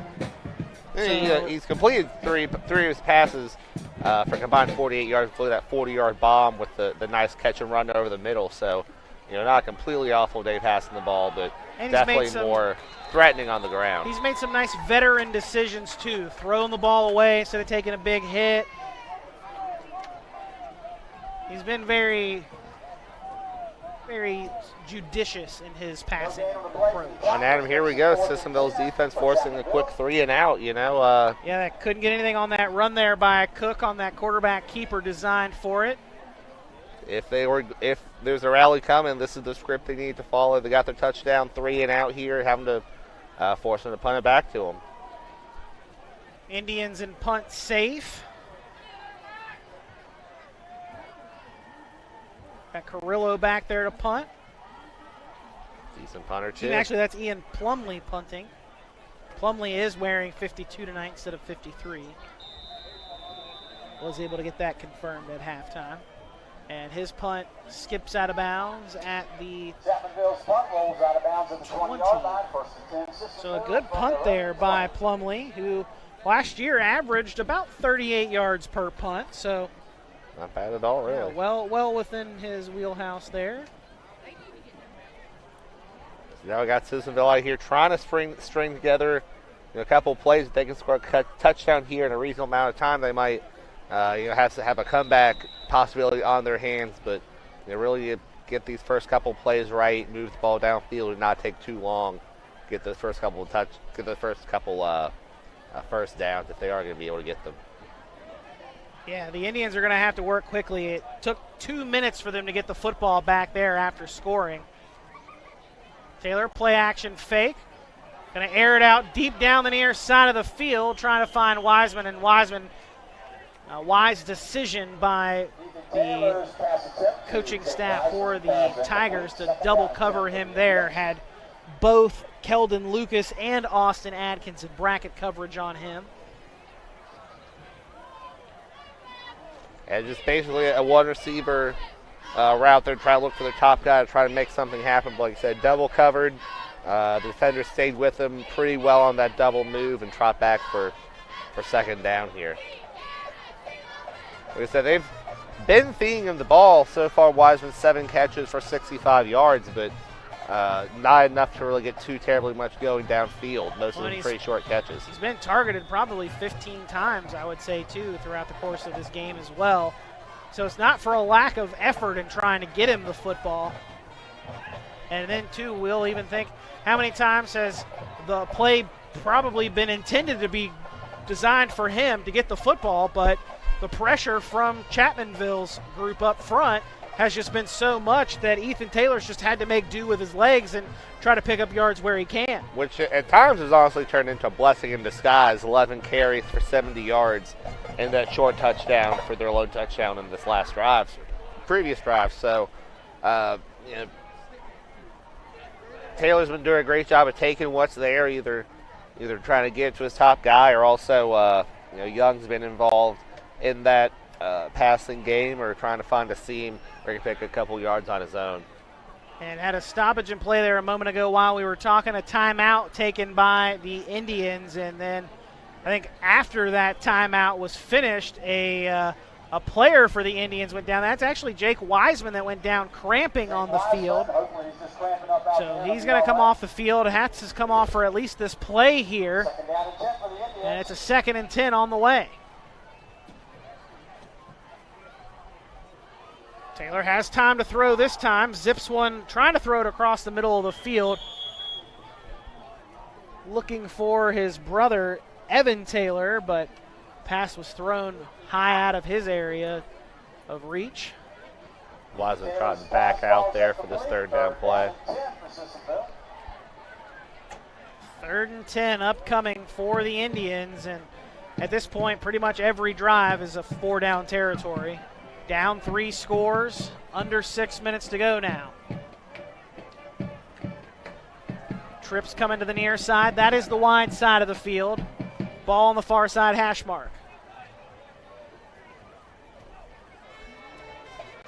Taylor steps up in the pocket now, directing traffic, and he's just going to tuck and roll with it, and he is forced out of bounds just across the 25-yard line. He had the right idea to try to get out of bounds with clock becoming a major issue here, but well short of the 1st down. He does pick up 6. They'll get him up to the 26-yard line, so he's still going to be 4 yards shy of the 1st. They'll bring up 4th and 4. And, well, maybe I'm wrong. Maybe it's not 4-down territory. The Indians are showing punt. Again, Taylor is their punter, but he is just going to punt it away. And it was muffed for a second, but fortunately for the Tigers, able to get back on top of that one just in time. Punt return security is going to be a practice emphasis now. I think that's the 2nd one. Oh, I'm sure they've had a very similar play on it. Fortunately, this time they were able to hold on to it. First time they actually gave it back to Sissonville, but not ideal punt return form out here. I'm sure it's something that the coaching staff will talk to them about. Yeah, I'm sure we'll be addressing that a little bit in practice next week. Just a wee bit. Looking at this time, not as disastrous as the first. Keep possession, good field position as well. Tigers just going to try to probably run out some clock here. Handoff out of a power I formation goes to Austin Adkins. Adkins will pick up a couple of yards up to the 45-yard line, give him 2.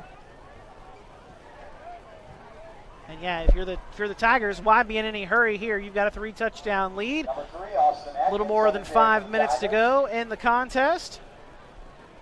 Take your sweet time, milk that play clock, and try to do as little as possible to turn the ball over. It's going to make certain that those handoff timings are right out of this jumbo backfield. Handoff goes to the fullback, Kovac. Kovac keeps his legs moving forward and maybe picks up a yard because averaging a pretty even 5 yards a carry so far is Kovac. Like we noted before, a lot of good ball carriers on this Chapmanville team. Kovac and Adkins, the main guys, but also Cook, like we said, very explosive when he calls his own number. 3rd and long for the Tigers upcoming. In power I formation. Well, that's actually not Cook in there at quarterback right now. That was actually Nate Easterling throwing the football there, and the incompletion was trying to find Quentin Wagner. So that'll bring up 4th down. Clock stops with 4:07 to go, and the Tigers will have to punt it away back to the Indians. And, again, about Adam, 2 minutes there off that clock there, despite not moving much. We've got 2 guys back there, and they've been teasing a fake back there all game. Let's see if they try to do it again. Oh, no. Oh. Oh, and the football actually hit a Chapmanville player, I think, before it hit anybody else, and there is Correct. a flag down. See what's going on with that flag, if it's a kick-catch interference flag, or is it holding, or what could it possibly be? I want to say kick-catch, but looks like it.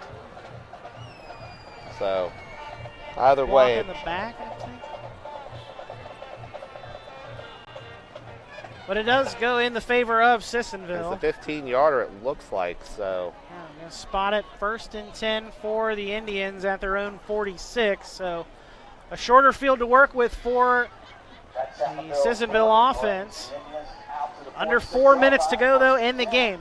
Indians going to have to strike quickly.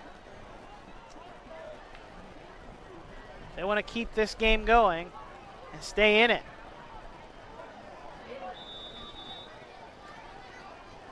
Taylor takes his snap, takes a couple steps, drop back, throws down the near side, and that is caught just across the 40 by Wiseman.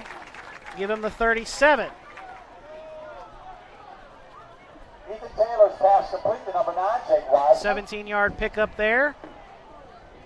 Fresh set of downs for the Indians offense. Again, that clock keeps moving. Time becoming a bigger enemy almost than the Tigers. Taylor slings one to the near side, caught by Young. Taylor's pass complete to number 5, Nate Young. Young will pick up 4, bring up 2nd and 6 as he'll get down inside the 35 to the 34. Taylor now above 100 yards passing on the game to go along with 76 rushing yards. Excuse me, give him 3 yards on that. My apologies, can't do math. Under 3 minutes to go here in the 4th quarter, and the Indians got to start working a little bit quicker. Young in the shotgun, takes a snap and rolls to his left.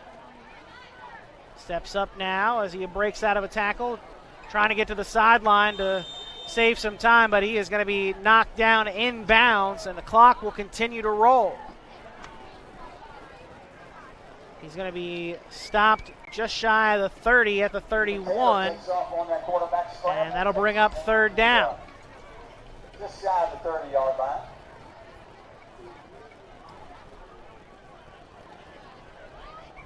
Third down and 4 for the Indians. 6 from the 31.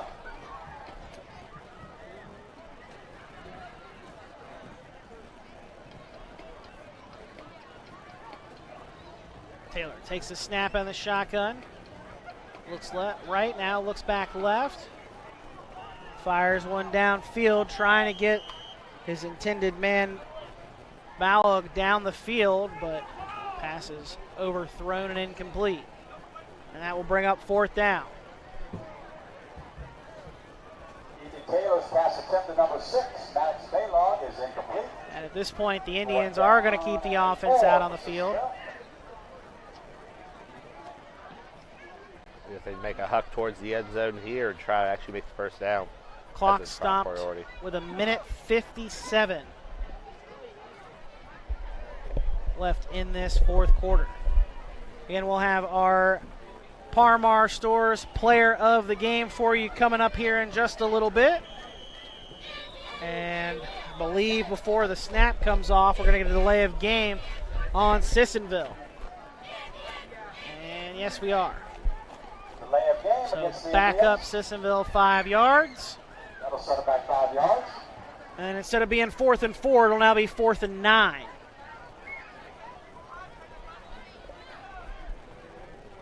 Fourth and 9 for the Indians.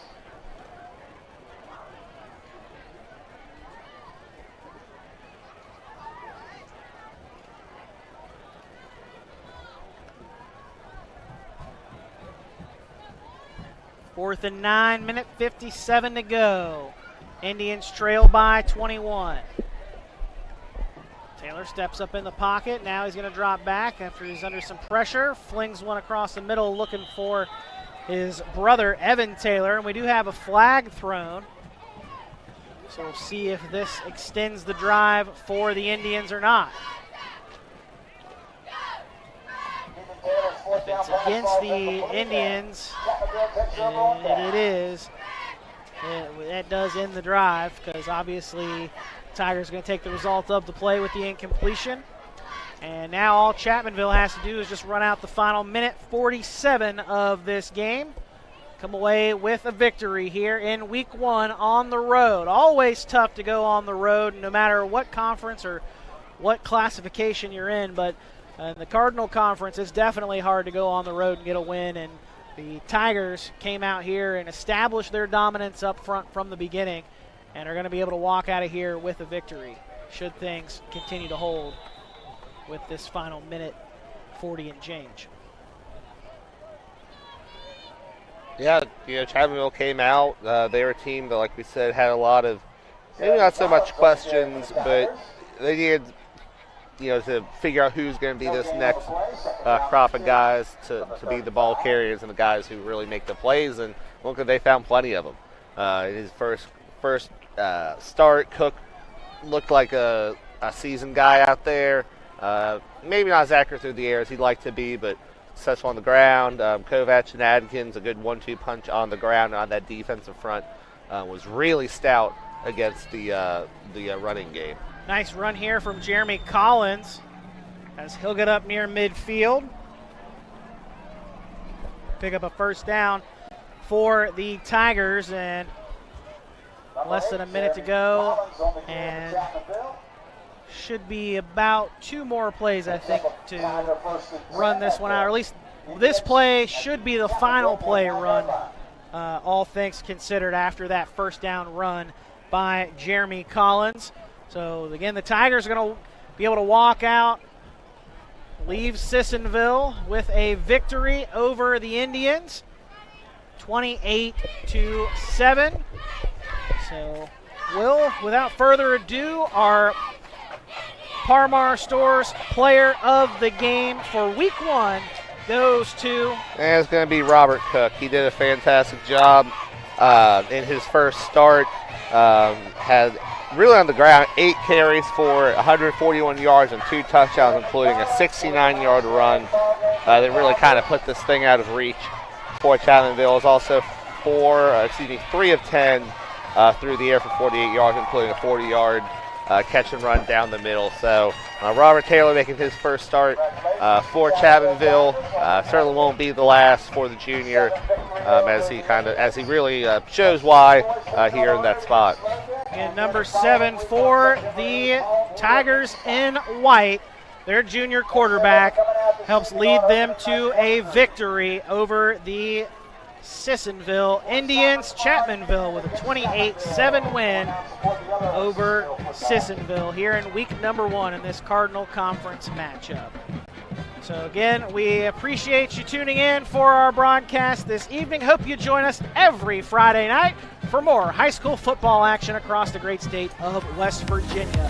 For Dan Shreve and Ethan Young, our Media Center crew, Will Vance, I'm Adam Rogers saying thanks for watching us here on High School Game Day on the RSN Sports Network, powered by HD Media. A big thanks to our sponsor, Parmar Stores, for their sponsorship of our game, and our player of the game, who again goes to number 7 for the Tigers in white, Robert Cook. 2 touchdowns on the ground in this 28-7 victory over Sissonville. That does it for us here from Sissonville High School. Have a great Friday night. We'll see you next week.